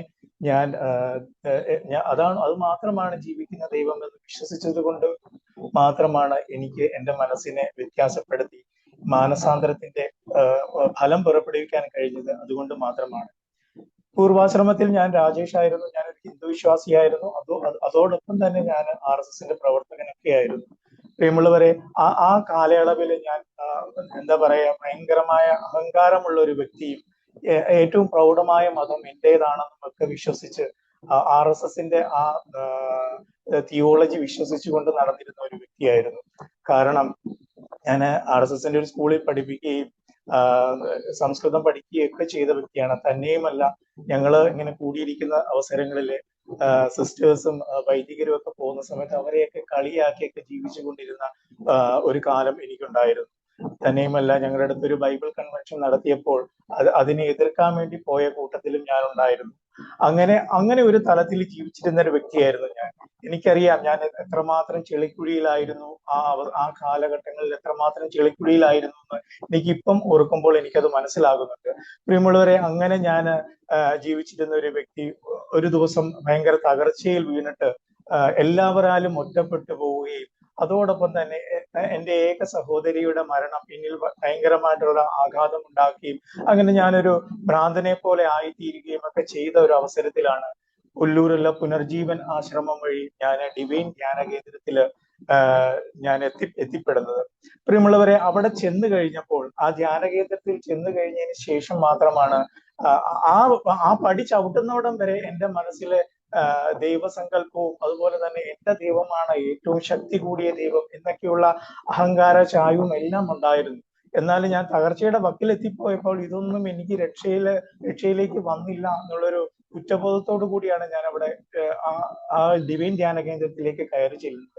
കാരണം ആ സമയത്ത് എനിക്ക് ഒത്തിരി പേരോട് വൈരാഗ്യം ഉണ്ടായിരുന്നു. അങ്ങനെ വൈരാഗ്യമുള്ളൊരു മനസ്സും എൻ്റെ ഉള്ളിൽ ഉണ്ടായിരുന്നു. കാരണം എൻ്റെ കൂട്ടുകാരോട്, എൻ്റെ മാതാപിതാക്കന്മാരോട്, എൻ്റെ അളിയനോട്, എൻ്റെ പെങ്ങളും മരിക്കാൻ കാരണമായ വ്യക്തിയായ എൻ്റെ പെങ്ങളുടെ ഭർത്താവിനോട് എല്ലാം എനിക്ക് ഭയങ്കരമായ ദേഷ്യവും വൈരാഗ്യവും എല്ലാം കൂടിക്കലർന്ന് ഒരു സംഘർഷഭരിതമായ കലുഷിതമായ ഒരു മനസ്സോടുകൂടിയാണ് ഞാൻ ഡിവൈൻ ധ്യാന കേന്ദ്രത്തിന്റെ പടിയിലേക്ക് കയറി ചെല്ലുന്നത്. പ്രിയമുള്ളവരെ, അവിടെ ചെന്ന് കഴിഞ്ഞപ്പോൾ ആദ്യം അവിടുത്തെ ഊട്ടുപുരയിൽ എഴുതി വെച്ചിരിക്കുന്ന ഒരു വചനം എന്നെ പിടിച്ചു നിർത്തുകയുണ്ടായി. സങ്കീർത്തനം 56:8 ഇങ്ങനെ എഴുതിയിരിക്കുന്നു: നിന്റെ അലച്ചിലുകൾ ഞാൻ എണ്ണിയിട്ടുണ്ട്, നിന്റെ കണ്ണീര് ഞാൻ കുപ്പിയിൽ ശേഖരിച്ചിട്ടുണ്ട് എന്നുള്ളൊരു വചനം എന്നെ ആ ധ്യാനകേന്ദ്രത്തിൽ പിടിച്ചു നിർത്തുകയും അങ്ങനെ ഞാൻ ധ്യാനത്തിനായി കയറുകയും ചെയ്തു. ആദ്യത്തെ ദിവസം ഞാൻ ധ്യാനത്തിന് കയറിയ അവസരത്തിൽ ഞാൻ ഓർക്കുകയാണ്, എത്ര ശക്തിമാന്മാരായ ദൈവങ്ങളാണ് എനിക്കുള്ളത്. ആ ദൈവങ്ങൾക്ക് പരിഹരിക്കാൻ പറ്റാത്ത കാര്യം ഈ സിമ്പിളായ ദൈവത്തിന് ചെയ്യാൻ പറ്റുമോ എന്നുള്ളൊരു ചിന്ത എൻ്റെ ഉള്ളിൽ ഉണ്ടായിരുന്നു. അങ്ങനെയാണ് ഞാൻ ആദ്യത്തെ ദിവസം ഞാൻ ധ്യാനത്തിന് കയറുന്നു. അപ്പോൾ അവിടെ ആദ്യമായിട്ട് വേദിയിൽ അച്ഛൻ പറയുന്നത് ഇങ്ങനെയാണ്: നീ നിന്റെ ശത്രുക്കളെ സ്നേഹിക്കുവിൻ, അവരെ അനുഗ്രഹിച്ച് പ്രാർത്ഥിക്കാൻ പറയുകയാണ്. പ്രിയമുള്ളവരെ, ഇത് എൻ്റെ മനസ്സിനെ വളരെയധികം ചിന്തിപ്പിച്ചു, വളരെയധികം എൻ്റെ മനസ്സിനെ സോഫ്റ്റ് ആക്കി. എൻ്റെ മനസ്സ് അലിഞ്ഞു പോകുന്ന ഒരു നിമിഷമായിരുന്നു അത്. കാരണം ഇങ്ങനെ പറയുന്ന ഒരു ദൈവമോ? കാരണം ഹിന്ദു ജീവിത രീതി പ്രകാരം ജീവിച്ച എനിക്ക് എന്തെങ്കിലും കാര്യങ്ങൾ ചെയ്യണമെന്നുണ്ടെങ്കിൽ, പുതിയൊരു കാര്യം ചെയ്യണമെന്നുണ്ടെങ്കിൽ ഞങ്ങൾ ചെയ്യുക ഒരു ശത്രു സംഹാര പൂജ അമ്പലങ്ങളിൽ പോയിട്ട് കഴിപ്പിക്കുക എന്നൊരു രീതിയായിരുന്നു. എന്നാൽ ഇവിടെ ഇതാ ഒരു ദൈവം പറയുന്നു, കാരണം ദൈവം എന്ന് പോലും എനിക്ക് സങ്കല്പിക്കാൻ പറ്റുന്നില്ല. കാരണം സിമ്പിളായ ഒരു വ്യക്തിയുടെ ചിത്രമാണ് ഞാൻ അവിടെ കാണുന്നത്. നീളൻ ജുബയും ചുമന്ന ഷാളും ഒക്കെ ഇട്ടൊരു രൂപം. ആ ഒരു വ്യക്തി പറയാണ്, നിങ്ങൾ ശത്രുക്കളെ സ്നേഹിക്കുക, ശത്രുക്കളെ അനുഗ്രഹിച്ച് പ്രാർത്ഥിക്കുക. പ്രിയമുള്ളവർ, ഇതെന്റെ മനസ്സിനെ വളരെയധികം പിടിച്ചു കുലുക്കി. ശത്രുക്കളെ സ്നേഹിക്കാൻ പറയുന്ന ഒരു ദൈവമോ? പിന്നെ അവിടെയുള്ള ഓരോ പ്രാർത്ഥനാ രീതികളിലും ഞാൻ എൻ്റെ മനസ്സുകൊണ്ട് പങ്കെടുക്കുകയുണ്ടായി, പൂർണ്ണമായിട്ടും സമർപ്പിച്ചുകൊണ്ട്. കാരണം മറ്റൊരിടത്തുനിന്നും എനിക്ക് അങ്ങനെ ഒരു കാര്യം ഉണ്ടായിട്ടില്ല. കാരണം ഞാൻ എൻ്റെ അമ്മയുടെ ഉദരത്തിലായിരുന്ന അവസ്ഥ തൊട്ട് എന്നെ വിശുദ്ധീകരിച്ച് പ്രാർത്ഥിക്കുന്ന ഒരു രീതി അവിടെ ഞാൻ കണ്ടു. ആ അവസരങ്ങളിലെല്ലാം ഞാൻ എന്നെ പൂർണ്ണമായി സമർപ്പിച്ചുകൊണ്ട് അമ്മയുടെ ഉദരത്തിലായിരുന്ന അവസ്ഥ തൊട്ട് ഞാൻ ഇപ്പോഴായിരിക്കുന്ന അവസ്ഥ തൊട്ട് എന്നെ കഴുകി വിശദീകരിച്ച് എൻ്റെ മനസ്സിനെ വിശുദ്ധിയിലേക്ക് നയിക്കുന്ന ഒരു പ്രാർത്ഥനാ രീതി അല്ലെങ്കിൽ ഒരു പ്രാർത്ഥനാ സമ്പ്രദായം ഞാൻ പുതിയതായിട്ട് ഞാൻ അവിടെ കാണുകയാണ്. പ്രിയമുള്ളവരെ, അങ്ങനെ ഞാൻ ഓരോ ദിവസവും പ്രാർത്ഥിച്ചു. അപ്പോഴെനിക്ക് കുറച്ച് വ്യത്യാസമുണ്ടായി. കാരണം എന്റെ പെങ്ങള് മരിച്ചതിന് ശേഷം എനിക്ക് ഉറങ്ങാൻ കഴിഞ്ഞിരുന്നില്ല. എന്നാൽ ഇവിടെ വന്ന് ഇങ്ങനെ പ്രാർത്ഥിച്ചതിനൊക്കെ ശേഷം എൻ്റെ സ്വഭാവ രീതിയിൽ മാറ്റം വന്നു. ഞാൻ ഈ കാലയളവിൽ ഞാൻ തകർച്ചയുടെ കാലഘട്ടങ്ങളിലായിരുന്നപ്പോൾ ഒറ്റപ്പെട്ട അവസ്ഥകളിൽ ഞാൻ ആരോടും മിണ്ടത്തില്ലായിരുന്നു. ആ ഒരു അവസ്ഥകളിൽ നിന്നെല്ലാം എനിക്ക് മോചനം കിട്ടി. അങ്ങനെ ഞാൻ ഓരോ ദിവസം അവിടെ പ്രാർത്ഥനയിലെല്ലാം പങ്കുകൊണ്ടു. അവസാന ദിവസം പരിശുദ്ധാത്മാഭിഷേകത്തിന്റെ ധ്യാനം നടക്കുന്ന അവസരത്തില് അവിടെ പനക്കലച്ചൻ വേദിയിൽ നിന്നിട്ട് പറയുന്നു, നിങ്ങൾ കണ്ണടച്ച് സ്തുതിക്കാൻ പറയുകയാണ്. ഞാനും കണ്ണടച്ച് സ്തുതിച്ചു. കണ്ണടച്ച് സ്തുതിക്കുമ്പോൾ അച്ഛൻ ഇങ്ങനെ പറയുന്നു, നിങ്ങൾ ശക്തമായ ചൂട് അനുഭവപ്പെടുന്നുണ്ടോ, ശക്തമായ തണുപ്പ് അനുഭവപ്പെടുന്നുണ്ടോ, ഇങ്ങനെ ഓരോ കാര്യങ്ങളും പറയുന്നു. പ്രിയമുള്ളവരെ, ഞാൻ കണ്ണടയ്ക്കുമ്പോൾ കാണുന്നത് ഒരു തിരുഹൃദയം വന്ന് എന്റെ മുന്നിൽ ഇങ്ങനെ കറങ്ങുന്നതാണ് ഞാൻ കാണുന്നത്. അപ്പൊ ഞാൻ എന്നോട് തന്നെ ചോദിക്കുന്നു, ഇതെന്താണ് ഞാൻ ഇങ്ങനെ കാണുന്നത്? അച്ഛൻ പറയുന്നു ഒന്നുമല്ലല്ലോ കാണുന്നതെന്ന് ഞാൻ ഇങ്ങനെ പറയുമ്പോൾ ഉള്ളിലിരുന്ന ഒരു ശക്തി. അപ്പൊ ഞാൻ ചോദിക്കുന്നു, ഏതെങ്കിലും പടം കണ്ടതുകൊണ്ടാണോ ഞാൻ ഇങ്ങനെ കാണുന്നതെന്ന് ചോദിക്കുമ്പോൾ അതല്ലാന്നൊരു ശക്തി ഉള്ളിലിരുന്നുകൊണ്ട് ഇങ്ങനെ പറയുകയാണ്. അങ്ങനെ 3 തവണ ഞാൻ ആ തിരുഹൃദയ ദർശനം കണ്ടു. അങ്ങനെ ഞാൻ ആ സ്തുതിപ്പിന്റെ വേള കഴിഞ്ഞപ്പോൾ ഞാൻ അവിടെ ഇരിക്കുകയാണ്. അപ്പൊ അച്ഛൻ വേദിയിൽ നിന്ന് ഇങ്ങനെ പറയുകയാണ്, നിങ്ങളിൽ ശക്തമായ ചൂട് അനുഭവപ്പെട്ട ഒരു തലക്കിലേക്ക് അങ്ങനെ ഓരോരുത്തരെ തലക്കിലേക്ക് മാറ്റുകയാണ്. അവസാനം അച്ഛൻ പറയുന്നു, നിങ്ങളിൽ ചിലരെങ്കിലും ഈശോ ഉദ്യാനത്തിൽ നിൽക്കുന്നതും ഈശോ ചെമ്മരിയാടുകളുടെ ഇടയിൽ നിൽക്കുന്നതും ഈശോയുടെ തിരുഹൃദയം കണ്ടു കാണും എന്ന് പറഞ്ഞപ്പോൾ ഞാൻ സന്തോഷം കൊണ്ട് ഞാൻ ചാടി എഴുന്നേൽക്കുകയാണ്. പ്രിയമുള്ളവരെ, മാസങ്ങൾക്ക് ശേഷം ഞാൻ ചിരിക്കുന്നത്, സന്തോഷിക്കുന്നത് ആ ഒരു മുഹൂർത്തത്തിലാണ്. ഞാൻ ചാടി എഴുന്നേറ്റ് തലക്കെ പോയി സന്തോഷം കൊണ്ട് എന്റെ കണ്ണ് നിറഞ്ഞൊഴുകയാണ്. പ്രിയമുള്ളവരെ, ആ ഒരു ദിവസം ഞാൻ മനസ്സിലാക്കി, ഇതാണ് എന്റെ ദൈവം, ഇത് മാത്രമേ ഉള്ളൂ ജീവിക്കുന്ന ദൈവം. ആ ദൈവത്തെ ഞാൻ എന്റെ ഹൃദയത്തിൽ ഹൃദയത്തോട് ചേർത്ത് വെച്ചു. എന്നിട്ട് ഞാൻ മനഃപൂർവകമായി ഞാൻ എന്റെ ആ ദൈവത്തിന് പൂർണ്ണമായി ഞാൻ സമർപ്പിച്ചുകൊണ്ടുള്ളതായിരുന്നു പിന്നീടുള്ള എന്റെ ജീവിതം. പ്രിയമുള്ളവരെ, അന്ന് തൊട്ട് ആ ഒരു നിമിഷം തൊട്ട് ഞാനൊരു അന്യദേവന്റെ പടം പോലും ഞാൻ നോക്കിയിരുന്നില്ല. അങ്ങനെ ഈ ഈശോയെ ചങ്കലേറ്റിക്കൊണ്ട് അന്ന് തുടങ്ങിയ എന്റെ ജീവിതമാണ്. ഇന്നിപ്പം 2016 ഞാൻ തിരുഹൃദയ ദർശനത്തിലൂടെ ഈശോയെ സ്വീകരിച്ചിട്ട് ഇപ്പൊ ഏതാണ്ട് 6 വർഷത്തോളമായി, 6-8 വർഷത്തോളമായി. അങ്ങനെ ഞങ്ങൾ പൂർണ്ണമായിട്ടും ഞങ്ങളുടെ കുടുംബം മുഴുവൻ മാമോദിസയൊക്കെ സ്വീകരിച്ചിട്ട് ഞങ്ങൾ ഈ താമരക്കുന്ന് ഇടവകയിലെ അംഗങ്ങളായിട്ട് ജീവിക്കുകയാണ്. ഞാൻ അബ്രഹാം എന്ന പേര് സ്വീകരിച്ചു, വൈഫ് സാറ, മോൻ ഇസഹാക്ക്. അങ്ങനെ ഒരു കുടുംബം ഞങ്ങൾ ഇവിടെ വന്ന് താമസിക്കുകയാണ്.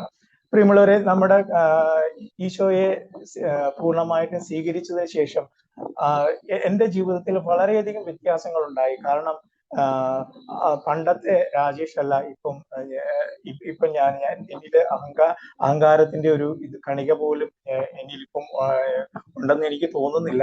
പുറമേ നിന്ന് നോക്കുന്നവർക്ക് അറിവുള്ളൂ. പക്ഷെ എനിക്ക് വ്യക്തമായിട്ട് മനസ്സിലാക്കാനും എന്റെ ദൈവസങ്കല്പം മാറി ജീവിക്കുന്ന യഥാർത്ഥ ദൈവത്തെ കണ്ടു എന്നുള്ളൊരു സന്തോഷം, ആ ദൈവത്തിന് വേണ്ടിയിട്ട് പൂർണ്ണമായി സമർപ്പിച്ചുകൊണ്ട് ആ ദൈവത്തിന് വേണ്ടി പ്രവർത്തിക്കാനുള്ള ഒരു മനസ്സ് എല്ലാം എനിക്ക് നേടിയെടുക്കാൻ പറ്റി. പ്രിയമുള്ളവരെ, അന്ന് തൊട്ട് ഞാൻ ഈശോയെ കൂടുതൽ മനസ്സിലാക്കാനും ഈശോയെ കുറിച്ച് എന്തെങ്കിലുമൊക്കെ ചെയ്യണമെന്നുള്ള ആഗ്രഹത്തോടു കൂടിയാണ് ഞാൻ ഇപ്പോൾ ജീവിക്കുന്നത്. എന്റെ ഓരോ കാര്യങ്ങളും ഞാൻ ഈശോയോട് പറയുമ്പോൾ ഈശോ അതിനെനിക്ക് മറുപടി തരികയും എന്റെ കാര്യങ്ങൾ എന്റെ ദൂതന്മാരെ അയച്ച് ഈശോ ക്രമീകരിക്കുന്ന പല സംഭവങ്ങളും എന്റെ ജീവിതത്തിൽ ഉണ്ടായിട്ടുണ്ട്. അങ്ങനെ ഞാനും എന്റെ കുടുംബവും കുന്നത്ത് ഇങ്ങനെ താമസിക്കുന്നു. അതോടൊപ്പം തന്നെ വേറൊരു കാര്യം പറയാം. നമ്മള് റോമ 12:2 പറയുന്നുണ്ട്, നിങ്ങളുടെ മനസ്സിന്റെ നവീകരണം വഴി രൂപാന്തരപ്പെടാൻ പറയുന്നുണ്ട്. എങ്കിൽ മാത്രമേ നമുക്ക് ദൈവഹിതം നമുക്ക് വിവേചിച്ചറിയാൻ കഴിയുകയുള്ളൂ എന്നൊരു വചനം അവിടെ പറയുന്നുണ്ട്. പ്രിയമുള്ളവരെ, ആ ഒരു വചനം ഞാനിങ്ങനെ ഇടയ്ക്ക് ഇങ്ങനെ മിസ്സിയോടെ ക്ലാസ്സിൽ വന്നപ്പോഴാണ് ഞാൻ ആ വചനം ഇങ്ങനെ എടുത്ത് ഞാനത് വായിച്ചത്. ആ ഒരു കാലയളവിൽ ഞാൻ ഈശോയോട് ഇങ്ങനെ സംസാരിക്കുമായിരുന്നു, ഈശോയോട് ഇങ്ങനെ ചോദിക്കുമായിരുന്നു, ഈശോയെ എന്തുകൊണ്ടാണ് എന്റെ ജീവിതം ഇങ്ങനെ മാറിയത്, എന്തുകൊണ്ടാണ് എനിക്കൊരു ജീവിതത്തിൽ ഒരു ഉയർച്ച ഉണ്ടാകാത്തത് എന്നുള്ള പല കാര്യങ്ങളും ഞാൻ ഈശോയോട് ചോദിച്ചു. അങ്ങനെ ഇരിക്കുമ്പം ഒരു ദിവസം, കാരണം ആ ഒരു കാലഘട്ടങ്ങളിൽ എനിക്ക് സാമ്പത്തികമായിട്ടോ ഒരു ഉയർച്ചയോ ഒരു നിത്യ വരുമാന മാർഗങ്ങളോ ഒന്നും ഉണ്ടായിരുന്നില്ല. ഇങ്ങനെ ഞാൻ ഈശോയോട് ചോദിച്ച അവസരത്തിൽ പലപ്പോഴും എനിക്ക് ബൈബിളിലൂടെ ഈശോ മറുപടി തരും, അല്ലെങ്കിൽ മറ്റു രീതികളിൽ എനിക്ക് മറുപടി ഇങ്ങനെ തരാറുണ്ട്. അപ്പൊ ആ ഒരു അവസരത്തിൽ ഇങ്ങനെ ഈശോയോട് ചോദിച്ച ഈ അവസരത്തിൽ 2-3 ദിവസം കഴിയുമ്പോൾ ഞങ്ങളുടെ വീട്ടിലേക്ക് ഞങ്ങളുടെ ഒരു കൂട്ടായ്മയുടെ ഒരു ലീഡർ കടന്നു വരികയും അപ്പോൾ അദ്ദേഹം പെട്ടെന്ന് ഇങ്ങനെ പറയാണ് ഒരു കുടുംബത്തിലെ ഒരു തകർച്ചയെ പറ്റിയിട്ട്. കാരണം അദ്ദേഹത്തിന്റെ അച്ഛനോട് എതിരിട്ട് സംസാരിക്കുകയും അച്ഛനുമായിട്ട് എപ്പോഴും വഴക്കുണ്ടാക്കുകയും ചെയ്തു. അത് പുള്ളിയുടെ അനുഗ്രഹത്തിന് തടസ്സമായി എന്ന് ഞങ്ങളോട് പറയും. പെട്ടെന്ന് തന്നെ എനിക്ക് തോന്നി, ഇത് എന്റെ ജീവിതത്തിലും അങ്ങനെ സംഭവിച്ചിട്ടുണ്ടല്ലോ എന്നൊരു കാര്യം എനിക്ക് പെട്ടെന്ന് ഈശോ ഓർമ്മിപ്പിച്ചു തന്നെ. ഞാൻ പിറ്റേ ദിവസം പോയിട്ട് ഈ ഒരു കാര്യം പറഞ്ഞ് ഞാൻ കുമ്പസാരിച്ച് വളരെയധികം എനിക്ക് മനസ്സിനൊരു ഞാൻ കരഞ്ഞുകൊണ്ടാണ് അന്ന് കുമ്പസാരിച്ചിട്ട് ഞാൻ തിരിച്ചു വന്നു. പ്രിയമുള്ളവരെ, 2-3 ദിവസം കഴിഞ്ഞപ്പോഴാണ് ഞങ്ങളുടെ ഗ്രൂപ്പിലെ മദറമ്മ വിളിച്ചിട്ട് ഞങ്ങളോട് പറയുന്നത്, ഇന്ന പോലെ ഖത്തറിലെ വൈഫിന് ഒരു ജോലിയുടെ കാര്യം റെഡി ആയിട്ടുണ്ട്, പോകാൻ പറ്റുമോ എന്ന് ചോദിച്ചു. സാധിച്ചു. അങ്ങനെ വൈഫ് 2 വർഷം അവിടെ ജോലി ചെയ്യാനൊക്കെ കഴിഞ്ഞു. അങ്ങനെ ഞങ്ങളുടെ സാമ്പത്തിക മേഖല ഇച്ചിരി മുന്നോട്ട് വരാൻ സാധ്യമായത് അങ്ങനെ ഒരു രീതിയിലാണ്. പ്രിയമുള്ളവരെ, അതാണ് കാരണം നമ്മൾ നമ്മുടെ മനസ്സിനെ വ്യത്യാസപ്പെടുത്തിയാൽ, നമ്മൾ മനസ്സിനെ പൂർണ്ണമായിട്ട് തനമനപൂർവകമായിട്ട് ഈശോയ്ക്ക് സമർപ്പിച്ചു കഴിയുമ്പോൾ ഈശോ നമ്മുടെ ജീവിതത്തിലേക്ക് വരികയും നമ്മുടെ ജീവിതത്തിന്റെ ഗതി തന്നെ, കാരണം നമ്മൾ ഏത് അവസ്ഥയിലാണോ നമ്മൾ പെട്ടിരിക്കുന്നത് അതിൽ നിന്ന് നമുക്ക് മോചനം തന്ന് നമ്മളെ ഈശോയുടെ ഹിതമനുസരിച്ച് നമ്മളെ മുന്നോട്ട് കൊണ്ടുപോകുന്ന രീതി എനിക്ക് അനുഭവിക്കാൻ പറ്റി. അങ്ങനെ ആ ഒരു മാനസാന്തര ഈശോയ്ക്ക് നമ്മൾ പൂർണ്ണമായിട്ട് സമർപ്പിക്കുമ്പോഴാണ് നമ്മുടെ ജീവിതം വ്യത്യാസപ്പെടുന്നത് എന്നൊരു കാര്യം എനിക്ക് ഈ ഒരു സംഭവത്തിലൂടെ ഈശോ മനസ്സിലാക്കി തരികയാണ്. അങ്ങനെ കൂടുതൽ ഈശോയോട് ചേർന്ന് നിൽക്കാൻ ഈ ഒരു കാരണം വഴിയൊരുക്കി. പ്രിയമുള്ളവരെ, നമ്മൾ ഈശോയോട് ചേർന്ന് നിൽക്കുമ്പോൾ നമ്മുടെ ജീവിതം വ്യത്യാസപ്പെടും. അതിന് എല്ലാവർക്കും കഴിയട്ടെ എന്ന് മാത്രം പറഞ്ഞുകൊണ്ട് ഞാൻ നിർത്തുന്നു. ഈശോ മിശിഹായ്ക്ക് സ്തുതിയായിരിക്കട്ടെ. തന്റെ അനുഭവ സാക്ഷ്യത്തിലൂടെ താൻ അനുഭവിച്ചറിഞ്ഞ ദൈവത്തെ, ഒപ്പം മാനസാന്തരത്തിന്റെ അനിവാര്യതയെ കുറിച്ച് നമുക്ക് വ്യക്തമാക്കി പറഞ്ഞു തന്ന രാജേഷ് അങ്കിളിന് ഒത്തിരി നന്ദി. തുടർന്ന് മാനസാന്തര പ്രത്യുത്തരത്തെ കുറിച്ച് സ്ലൈഡ് പ്രസന്റേഷൻ നടത്തുന്നതിനായി തോമസ് അങ്കിളിനെ നിറഞ്ഞ മനസ്സോടെ സ്വാഗതം ചെയ്യുന്നു. Thank you Joshua. ഈശോ മിശിഹായ്ക്ക് സ്തുതിയായിരിക്കട്ടെ. ഈശോയിൽ ഏറ്റവും സ്നേഹം നിറഞ്ഞവരെ, ഈശോയിലൂടെ വന്ന രക്ഷ എനിക്കും നിങ്ങൾക്കും സ്വന്തമാകണമെങ്കിൽ നമ്മുടെ ഭാഗത്തുനിന്ന് 2 പ്രത്യുത്തരങ്ങളെ കുറിച്ച് നമ്മുടെ ഭാഗത്തുനിന്ന് നടത്തേണ്ട 2 പ്രത്യുത്തരങ്ങളെ കുറിച്ചാണ് നമ്മളിപ്പോൾ കേട്ടുകൊണ്ടിരിക്കുന്നത്. കഴിഞ്ഞ ആഴ്ചയിൽ നമ്മൾ വിശ്വാസ പ്രത്യുത്തരത്തെ കുറിച്ച് കേട്ടു. ഇന്ന് നമ്മൾ ചിന്തിക്കുന്നത് മാനസാന്തര പ്രത്യുത്തരത്തെ കുറിച്ചാണ്. പ്രിയപ്പെട്ടവരെ, ലൂക്കായുടെ സുവിശേഷത്തില് 3-ാം അധ്യായത്തില് വിശുദ്ധ സ്നാപയോഹന്നാന്റെ പ്രഭാഷണത്തില് സ്നാപയോഹന്നാൻ പാപമോചനത്തിനുള്ള മാനസാന്തരത്തിന്റെ ജ്ഞാനസ്നാനം പ്രസംഗിച്ചുകൊണ്ടാണ് വന്നത്. അവന്റെ അടുക്കിലേക്ക് വന്ന ജനക്കൂട്ടത്തോട് അവൻ പറഞ്ഞു, മാനസാന്തരത്തിന് യോജിച്ച ഫലങ്ങൾ പുറപ്പെടുവിക്കുകയും. അപ്പൊ മാനസാന്തരം എന്ന് പറയുമ്പോൾ നമ്മൾ മനസ്സിലാക്കേണ്ടത് അതിന് യോജിച്ച ഫലം. ഞാൻ മാനസാന്തരപ്പെട്ടു എന്ന് പറയുമ്പോൾ എൻ്റെ ജീവിതത്തിൽ നിന്ന് അതിന് യോജിച്ച ഫലങ്ങൾ പുറപ്പെടുന്നുണ്ടോ എന്നുള്ള ഒരു അന്വേഷണം കൂടിയാണ്. നമുക്കറിയാം, നമ്മൾ വിശ്വാസ പ്രത്യുത്തരത്തില് നമ്മൾ ചെയ്തു, ഞാൻ വിശ്വസിക്കുന്നു എന്ന് പറയുമ്പോൾ എൻ്റെ പാപങ്ങളെക്കുറിച്ച് ഞാൻ അനുതപിക്കുകയും ഒരു വിശുദ്ധ കുമ്പസാരം നടത്തി ഞാൻ പൂർണ്ണമായി അവനില് ആശ്രയം വെക്കുന്നതായിട്ട് നമ്മൾ കണ്ടു. അതുപോലെ ഞാൻ മനസാന്തര ജീവിതം നയിക്കുമ്പോൾ അതിന് യോജിച്ച ഫലങ്ങൾ എന്നിൽ നിന്ന് പുറപ്പെടുന്നുണ്ടോ എന്ന് നമ്മളൊരു അന്വേഷണം നടത്തുകയാണ് ഇന്നത്തെ ഈ ഒരു സെഷനിലൂടെ. അവിടെ തുടർന്ന് സ്നാപയോഹന്നാൻ പറയുന്നുണ്ട്, വൃക്ഷങ്ങളുടെ വേരിന് കോടാലി വെക്കപ്പെട്ടു കഴിഞ്ഞു, നല്ല ഫലം നൽകാത്ത വൃക്ഷങ്ങളെല്ലാം തീയില് എറിയപ്പെടും, വെട്ടി തീയിൽ എറിയപ്പെടും എന്ന് പറയുന്നുണ്ട്. ഇത് കണ്ട ജനം പരിഭ്രാന്തരായിട്ട് അവർ വളരെ ആകുലപ്പെട്ടുകൊണ്ട് സ്നാപയോഹന്നാനോട് ചോദിക്കുന്നുണ്ട്, ഞങ്ങൾ എന്താണ് ചെയ്യേണ്ടത്? സ്നാപയോഹന്നാൻ അവിടെ വ്യക്തമായ ഒരു മറുപടി കൊടുക്കുന്നു. 2 ഉടുപ്പുള്ളവൻ 1 ഇല്ലാത്തവന് കൊടുക്കട്ടെ, ഭക്ഷണവും അതുപോലെ തന്നെ. ഇത് കേട്ടുകൊണ്ടിരുന്ന ചുങ്കം പിരിക്കുന്നവരുണ്ടായിരുന്നു, ടാക്സ് കളക്ടേഴ്സ് ഉണ്ടായിരുന്നു. അവരും ചോദിച്ചു, ഞങ്ങൾ എന്താണ് ഗുരു ചെയ്യേണ്ടത്? നിങ്ങളോട് പറഞ്ഞിട്ടുള്ളതിൽ കൂടുതൽ നിങ്ങൾ ഈടാക്കരുത്. ഇത് കേട്ട പടയാളികൾ ചോദിക്കുന്നുണ്ട്, ഞങ്ങളപ്പോൾ എന്താണ് ചെയ്യേണ്ടത്? നിങ്ങൾ ആരെയും ഭീഷണിപ്പെടുത്തരുത്, വ്യാജമായ കുറ്റാരോപണം നടത്തരുത്, നിങ്ങൾക്ക് കിട്ടുന്ന വേതനം കൊണ്ട് നിങ്ങൾ തൃപ്തിപ്പെടുക. അത് അർത്ഥമാക്കുന്നത് കൈക്കൂലി വാങ്ങിക്കരുത്, നിങ്ങൾക്ക് കിട്ടുന്ന വേതനം കൊണ്ട് നിങ്ങൾ തൃപ്തിപ്പെടുക. ഇങ്ങനെ മാനസാന്തരത്തിന് യോജിച്ച ഫലങ്ങൾ പുറപ്പെടുവിക്കണമെന്ന് വിശുദ്ധ സ്നാപയോഹന്നാൻ വളരെ ശക്തമായിട്ട് തൻ്റെ പ്രഭാഷണത്തിൽ പറഞ്ഞു വെക്കുന്നത് ലൂക്കായുടെ സുവിശേഷത്തിൽ നമ്മൾ വായിക്കുന്നുണ്ട്.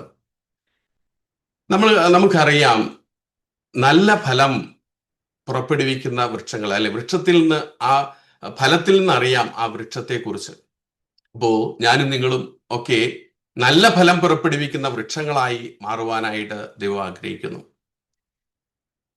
നമ്മുടെ സഖ്യയൂസിന്റെ ഒരു ഉദാഹരണം, അല്ലെ സഖ്യയൂസിന്റെ ഉപമയില് സക്കേവൂസിന്റെ നമ്മുടെ ഭിന്നശേഷി തന്റെ പ്രക്ലമേഷനിലൂടെ പറഞ്ഞു.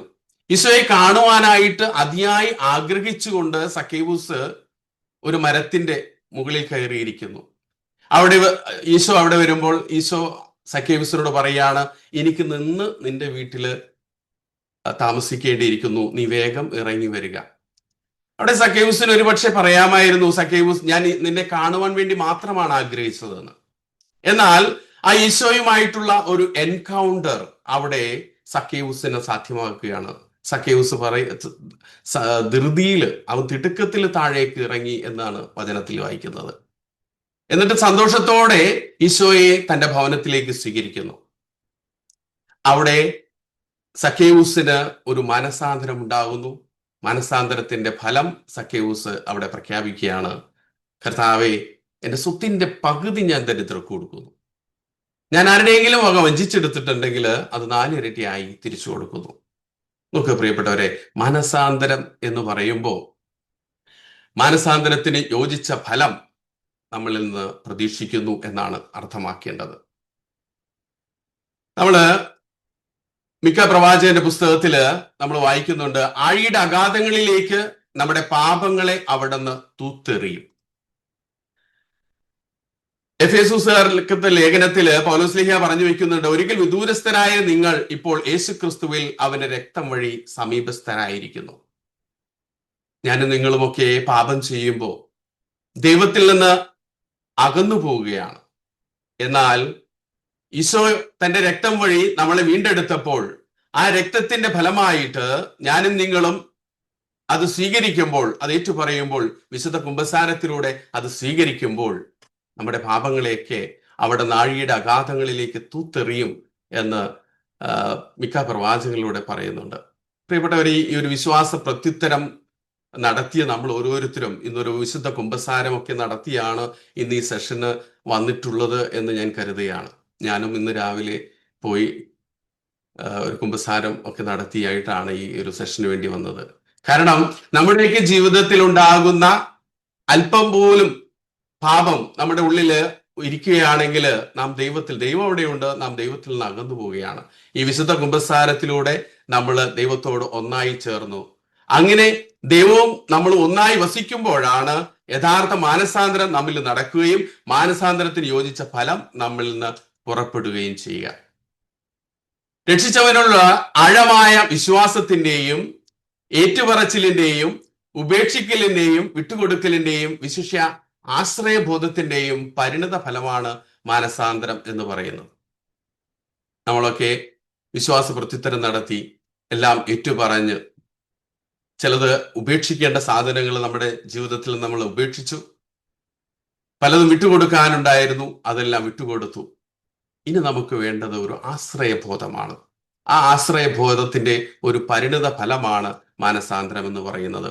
അതുകൊണ്ടാണ് പൗലോസ്ലീഹ കൊരിന്ത്യക്കാർക്ക് ലേഖനത്തിൽ പറഞ്ഞു വെക്കുന്നത്, ക്രിസ്തുവിലായിരിക്കുന്നവൻ പുതിയ സൃഷ്ടിയാണ്, പഴയത് കടന്നുപോയി, ഇതാ പുതിയത് വന്നു കഴിഞ്ഞു. നമ്മൾ വിശുദ്ധ അഗസ്റ്റിന്റെ പറഞ്ഞത് നമ്മൾ കേട്ടു അല്ലെ?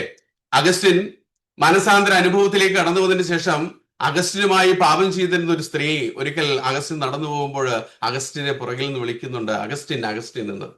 അഗസ്റ്റിൻ തിരിഞ്ഞു നിന്നിട്ട് ആ സ്ത്രീയോട് പറയുന്നുണ്ട്, നീ അറിയുന്ന അഗസ്റ്റിൻ മരിച്ചുപോയി, ഇന്നൊരു പുതിയ അഗസ്റ്റിനാണ്. അതെ പ്രിയപ്പെട്ടവരെ, ക്രിസ്തുവിലായിരിക്കുന്നവൻ പുതിയ സൃഷ്ടിയാണ്. നമ്മുടെ പഴയ പാപസ്വഭാവങ്ങളും പഴയ ചിന്താഗതികളും ഈ ലോകത്തിൻ്റെതായ എല്ലാ ചിന്താഗതികളും എല്ലാം മാറ്റിമറിച്ചുകൊണ്ട് ഇതാ ഒരു പുതിയ ഒരു ഇതിലേക്ക് നമ്മൾ വന്നു കഴിഞ്ഞു എന്ന് വചനം പറയുകയാണ്. വിശുദ്ധ കത്തോലിക്ക സഭയുടെ മതബോധന ഗ്രന്ഥം നമ്മെ പഠിപ്പിക്കുന്നുണ്ട് എന്താണ് മാനസാന്തരം എന്ന്. അനുതപിച്ച് പാപമോചനം നേടിയ മനുഷ്യൻ തന്റെ ബുദ്ധിയെയും മനസ്സിനെയും പൂർണ്ണമായി ദൈവത്തിന് സമർപ്പിക്കുന്നു.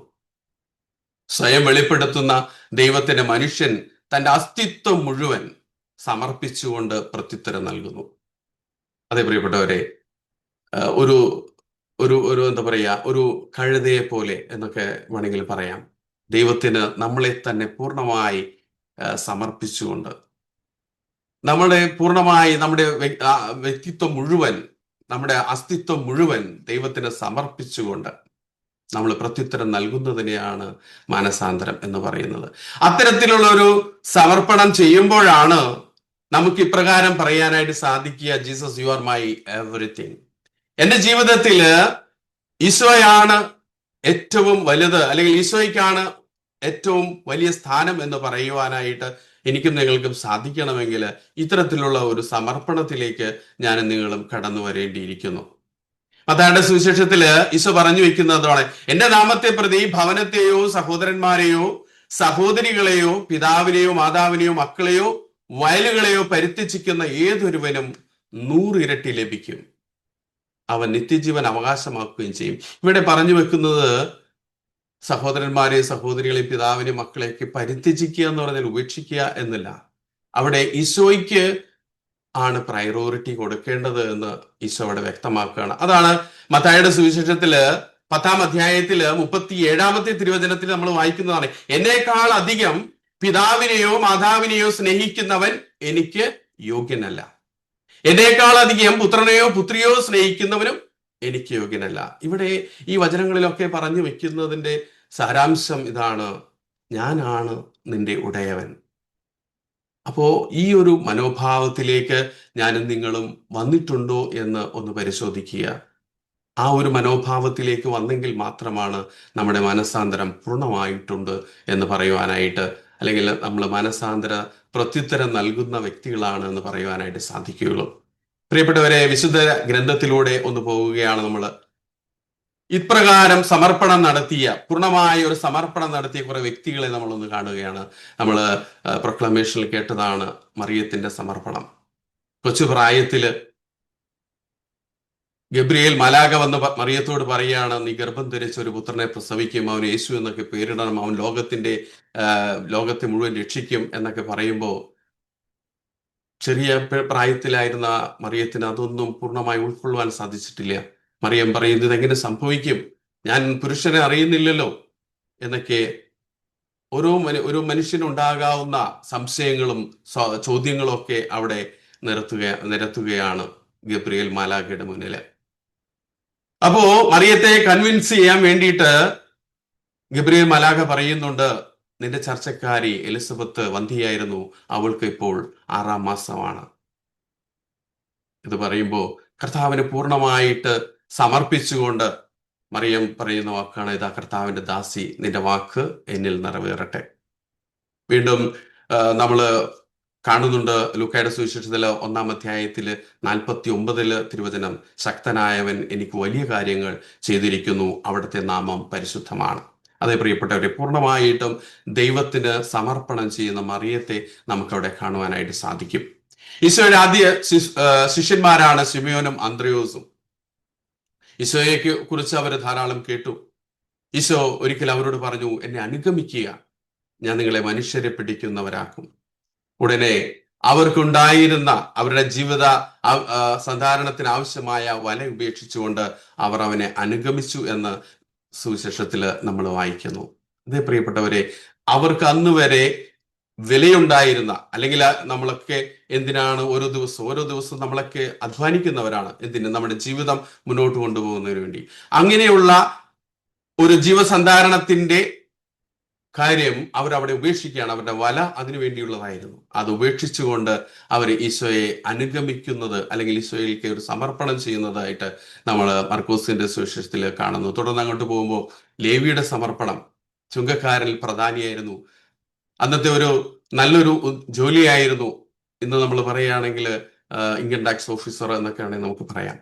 അത്ര നല്ലൊരു തൊഴിലുണ്ടായിരുന്ന മനുഷ്യൻ, അവനെയും ഈശോ വിളിക്കുകയാണ്, എന്നെ അനുഗമിക്കുക.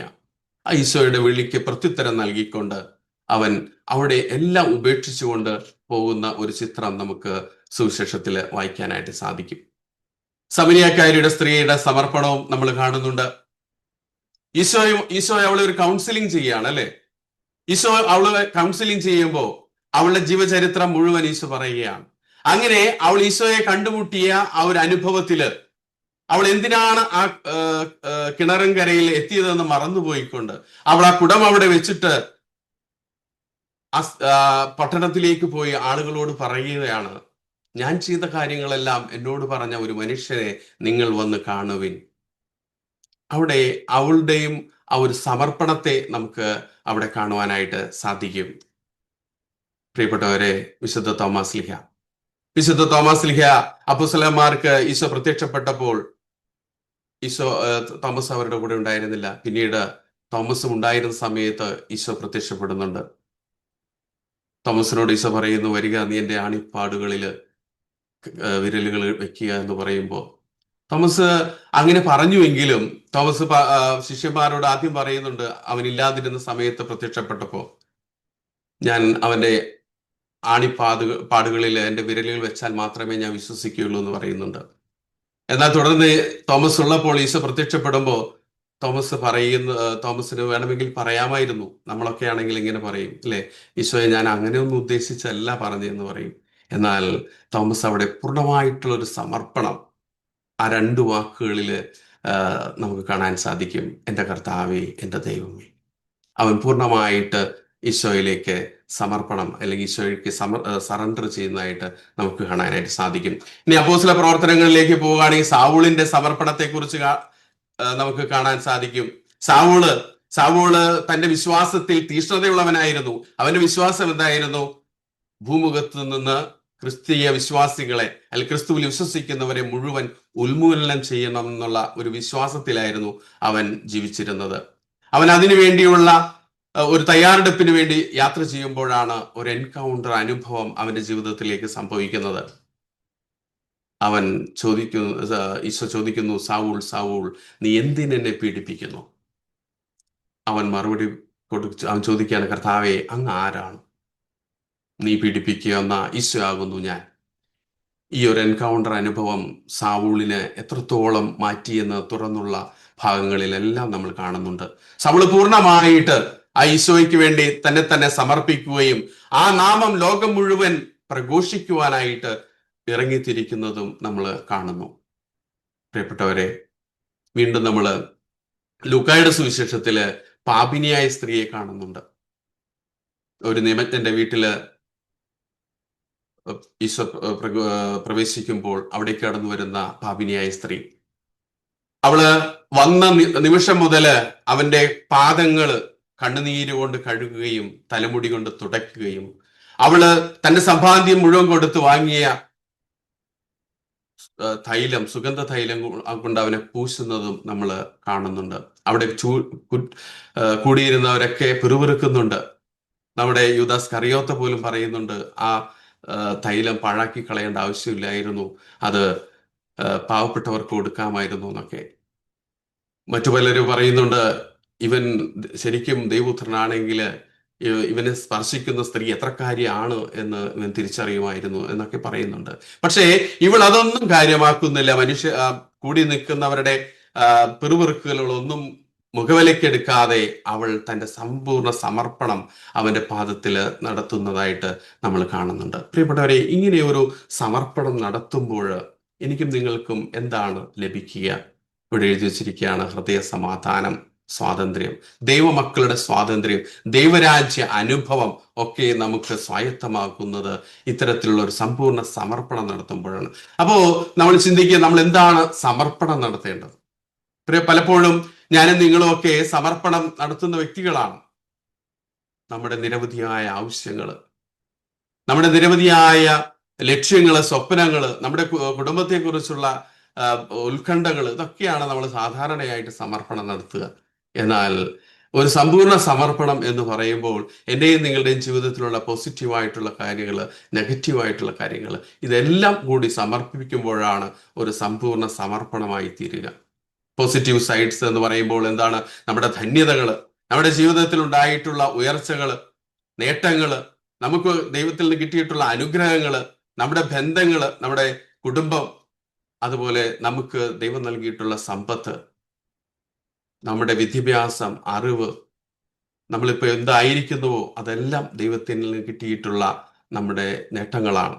അതോടൊപ്പം തന്നെ നമ്മുടെ നമ്മുടെ ആന്തരിക മുറിവുകള്, നമ്മുടെ ഭാരങ്ങള്, ജീവിതത്തിന്റെ മുന്നോട്ടുള്ള യാത്രയെക്കുറിച്ചുള്ള ഉത്കണ്ഠകള്, ചില തഴക്ക ദോഷങ്ങള്, മാനസിക പിരിമുറുക്കങ്ങൾ, ഒത്തിരി ടെൻഷനൊക്കെ അനുഭവിക്കുന്ന ഒരു കാലഘട്ടത്തിലൊക്കെയാണ് നമ്മൾ ജീവിക്കുന്നത്. പ്രത്യേകിച്ച് നമ്മുടെ മക്കളെ കുറിച്ചൊക്കെ ഒത്തിരിയേറെ ഉത്കണ്ഠപ്പെടുന്നവരാണ് മാതാപിതാക്കൾ പലരും.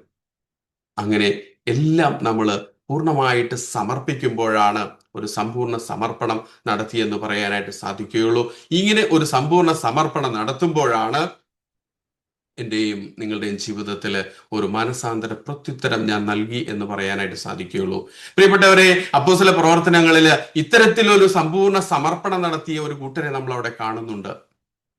വിശ്വസിക്കുന്നവരെല്ലാം ഒറ്റ സമൂഹമാകുകയും തങ്ങൾക്കുണ്ടായിരുന്നതെല്ലാം പൊതുവായി കരുതുകയും ചെയ്തിരുന്നു എന്ന് അപ്പോസ്തല പ്രവർത്തനങ്ങൾ നമ്മൾ വായിക്കുന്നുണ്ട്. അവരുടെ ഇടയിൽ ദാരിദ്ര്യം അനുഭവിക്കുന്നവർ ആരും ഉണ്ടായിരുന്നില്ല. കാരണം പറമ്പും വീടും സ്വന്തമായി ഉണ്ടായിരുന്നവരെല്ലാം അവ എത്രയും വിറ്റുകിട്ടിയ തുക അപ്പോസ്തലന്മാരുടെ കാൽക്കൽ അർപ്പിച്ചു എന്ന് അവിടെ എഴുതി വച്ചിരിക്കുകയാണ്. പ്രിയപ്പെട്ടവരെ, ഇങ്ങനെയുള്ള ഒരു സമൂഹമായിരുന്നു നമ്മുടെ പൂർവികര്. ഇങ്ങനെയുള്ള ഒരു സമർപ്പണം നടത്തിയ വ്യക്തിത്വങ്ങളായിരുന്നു. അപ്പോ അവരുടെയൊക്കെ ജീവിതത്തില് ദൈവരാജ്യത്തിന്റെ അനുഭവവും ആ ദൈവമക്കളുടെ സ്വാതന്ത്ര്യവും ധാരാളം അനുഭവിക്കുവാനായിട്ട് അവർക്ക് സാധിച്ചു. അതുകൊണ്ടാണ് അവരൊക്കെ ഒറ്റ സമൂഹമായിട്ട്, അവരുടെ ഇടയിലെ വലിപ്പ ചെറുപ്പങ്ങളില്ല, സമ്പന്നനെന്നോ ദരിദ്രനെന്നോ ഇല്ല. അങ്ങനെ ഒരു നല്ലൊരു, അതാണല്ലോ ദൈവരാജ്യ അനുഭവം എന്ന് പറയുന്നത്. ആ ഒരു അനുഭവത്തിലേക്ക് അവർക്ക് വരുവാനായിട്ട് സാധിച്ചത് ഇത്തരത്തില് ഒരു സമ്പൂർണ്ണ സമർപ്പണം നടത്തിയപ്പോഴാണ്. പ്രിയപ്പെട്ടവരെ, നമുക്കറിയാം ഈശോയാണ് ഏറ്റവും വലിയ ഒരു സമർപ്പണം ചെയ്തതിന്റെ മാതൃക നമുക്ക് നൽകിയത്, അല്ലെ? ഈശോ ദൈവപുത്രനായിരുന്നിട്ടും ദൈവത്തിന്റെ ആ സമാനത നിലനിർത്തേണ്ട ഒരു കാര്യമായി പരിഗണിക്കാതെ നമ്മെപ്പോലെ ഒരു മനുഷ്യനായിട്ട് ഈ ലോകത്ത് ജീവിച്ചു. എന്നിട്ട് നമ്മളെ ഓരോരുത്തരെയും രക്ഷിക്കുന്നതിന് വേണ്ടി അവൻ ക്രിസ്തു തന്റെ മരണം വഴി തന്റെ ഭൗതിക ശരീരത്തില് സ്വർഗവും ഭൂമിയും തമ്മിൽ അനുരഞ്ജനം സാധ്യമാക്കി പിതാവുമായിട്ട് നമ്മളെ ഒന്നിപ്പിച്ചു. എന്തിനു വേണ്ടിയാ?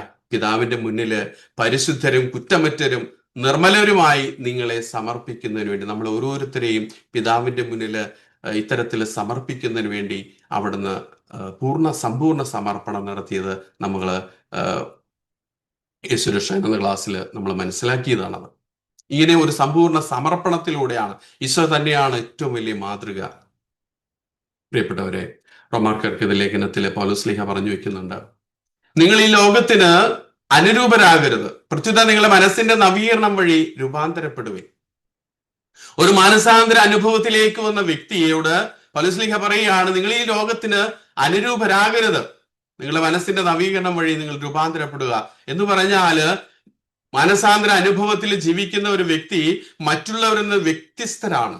അവർ ക്രിസ്തു ശിഷ്യര് മറ്റുള്ളവരിൽ നിന്ന്, ഈ ലോക ജീവിതം നയിക്കുന്നവരിൽ നിന്ന് ഒരു വ്യത്യസ്തത അവരുടെ ജീവിതത്തിൽ ഉണ്ടാവും. ഇവിടെ പറഞ്ഞു വയ്ക്കുന്നത് എങ്ങനെ നമുക്ക് ഈ നവീകരണം അല്ലെങ്കിൽ ഈ രൂപാന്തരം പ്രാപിക്കാനായിട്ട് സാധിക്കും. മറ്റുള്ളവരിൽ നിന്ന് വ്യത്യസ്തരായിട്ടുള്ള ഈ ക്രിസ്തു ശിഷ്യര് ഈ ലോകത്തിൽ നിന്ന് ഒഴിഞ്ഞു മാറി ജീവിക്കണം എന്നല്ല പറയുന്നത്, അവരോടൊപ്പം ജീവിക്കണം. എങ്ങനെയാ? മത്തായിയുടെ സുവിശേഷത്തില് 5-ാം അധ്യായത്തിന്റെ 13-14 തിരുവചനങ്ങളില് അതാണ് പറഞ്ഞു വെക്കുന്നത്. നിങ്ങൾ ലോകത്തിന്റെ ഉപ്പാണ്, നിങ്ങൾ ലോകത്തിന്റെ പ്രകാശമാണ്. ഈ ലോകത്തിന് ഉപ്പും പ്രകാശവുമായിട്ട് മാറിക്കൊണ്ട് നമ്മുടെ മനസ്സിന്റെ നവീകരണം വഴി അങ്ങനെ ഒരു രൂപാന്തരീകരണം സാധിച്ചുകൊണ്ട് ഈ ലോകത്ത് ജീവിച്ചുകൊണ്ട് ദൈവരാജ്യം ഈ ലോകത്തിൽ സംജാതമാക്കുന്ന വ്യക്തികളായി നാം ഓരോരുത്തരും മാറണമെന്ന് പൗലോസ്ലീഹ നമ്മോട് പറയുന്നു. പ്രിയപ്പെട്ടവരെ, അങ്ങനെ ചിന്തിക്കുമ്പോൾ ഒരു മനസാന്തരം ഒന്ന് പറയുന്നത് ഒരു പഴയ പാപത്തിൽ നിന്നുള്ള ഒരു പിന്മാറ്റം മാത്രമാണോ? നമ്മളൊക്കെ അറിയാം, നമ്മളൊക്കെ ഒരുപാട് നവീകരണ ധ്യാന അനുഭവങ്ങളിലൂടെ കടന്നുപോയിട്ടുള്ള വ്യക്തികളാണ്.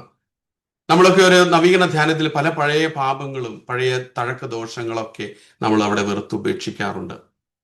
യഥാർത്ഥത്തിൽ അത് മാത്രമാണോ ഒരു മാനസാന്തരം എന്ന് പറയുന്നത്? അല്ലെങ്കിൽ പുതിയ പുതിയ പ്രാർത്ഥനകള്, പുതിയ നല്ല തീരുമാനങ്ങള് എടുക്കുന്ന അല്ലെങ്കിൽ അങ്ങനെയുള്ള പദ്ധതികളുമായിട്ടുള്ള ഒരു ജീവിതം മാത്രമാണോ യഥാർത്ഥ മാനസാന്തരം? അല്ല എന്ന് നമ്മൾ പറയും. എന്താണ് യഥാർത്ഥ മാനസാന്തരം?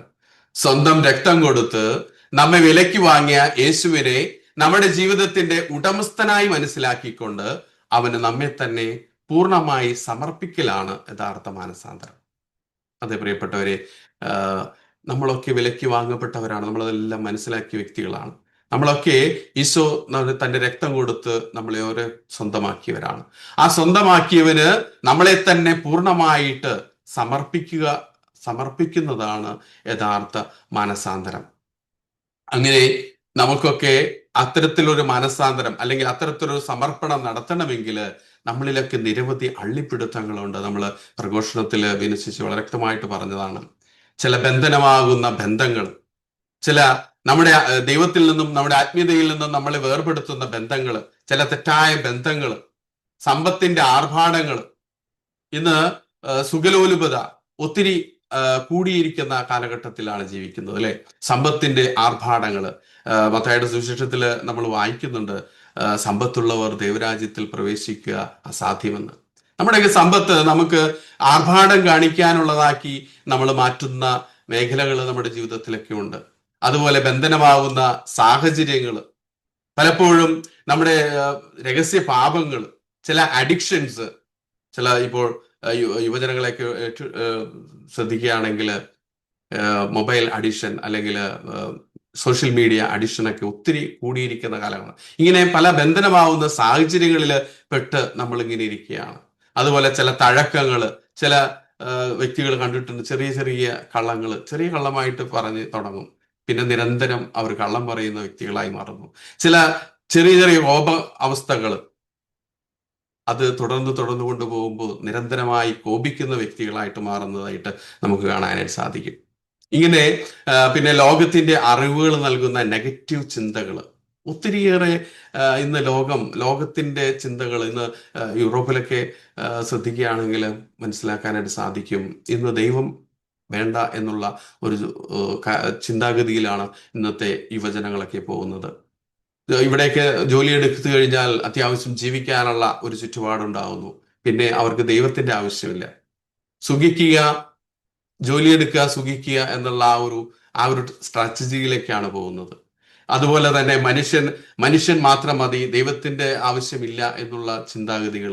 അതുപോലെ സ്വർഗ ഭോഗങ്ങള്, സ്വർഗ വിവാഹങ്ങൾ, ഇങ്ങനെ ഒത്തിരി അറിവുകൾ ഇന്ന് ലോകം നമ്മുടെ മുന്നിലേക്ക് വെച്ച് നീട്ടുന്നുണ്ട്. അതിൻ്റെ എല്ലാം അള്ളിപ്പിടുത്തങ്ങളിൽ ഞാനും നിങ്ങളൊക്കെ പിടിച്ചിരിക്കുന്ന ഒരവസ്ഥ നമ്മുടെയൊക്കെ ജീവിതത്തിലുണ്ട്. ഈ അള്ളിപ്പിടുത്തങ്ങളൊക്കെ വിട്ടാൽ മാത്രമാണ് പ്രിയപ്പെട്ടവരെ ഒരു സമ്പൂർണ്ണ സമർപ്പണം നടത്തുവാനായിട്ട് നമുക്ക് സാധിക്കുകയുള്ളൂ. നമ്മുടെയൊക്കെ ജീവിതത്തിൽ എല്ലാം ദൈവഹിത പ്രകാരം നടക്കാൻ നമ്മെ തന്നെ ഉദ്ധിതനായ ക്രിസ്തുവിന് വിട്ടുകൊടുക്കുന്നതാണ് മാനസാന്തരം എന്ന് നമുക്ക് പറഞ്ഞു വെക്കാനായിട്ട് സാധിക്കും. എൻ്റെ ജീവിതത്തിൽ സംഭവിക്കുന്നതെല്ലാം ദൈവഹിത പ്രകാരമാണ് എന്ന് പറയുവാനായിട്ട് സാധിക്കണം. അതിന് ക്രിസ്തു എന്ത് സംഭവിച്ചാലും അതെന്റെ ദൈവം അറിഞ്ഞിട്ടാണ് എന്നുള്ള ബോധ്യത്തിൽ നിന്നുകൊണ്ട് അതിനെ സ്വീകരിക്കുവാനായിട്ട് തയ്യാറാകുമ്പോഴാണ് ഞാൻ മാനസാന്തര അനുഭവത്തിലാണെന്ന് പറയാനായിട്ട് സാധിക്കും. മറ്റൊരു തരത്തിൽ പറഞ്ഞാൽ ജഡിക മനുഷ്യനിൽ നിന്ന് ആത്മീയ മനുഷ്യനിലേക്കുള്ള ഒരു മാറ്റം. പ്രിയപ്പെട്ടവരെ, ഒത്തിരി ദുർമോഹങ്ങളാൽ കലുഷിതമായിട്ടുള്ള നമ്മുടെ മനസ്സിനെ അഥവാ പഴയ മനുഷ്യനെ ഉരിഞ്ഞു കളഞ്ഞ് പുതിയ മനുഷ്യനായ ക്രിസ്തുവിനെ ധരിക്കുമ്പോൾ മാത്രമേ മാനസാന്തരത്തിന്റെ ഫലങ്ങൾ പുറപ്പെടുവിക്കാനായിട്ട് നമുക്ക് സാധിക്കുകയുള്ളൂ. പ്രിയപ്പെട്ടവരെ, ഞാനും നിങ്ങളൊക്കെ നല്ല കുമ്പസാരങ്ങളൊക്കെ നടത്തി നല്ല തീരുമാനങ്ങളൊക്കെ എടുത്ത് ഇരിക്കുന്ന വ്യക്തികളാണ്.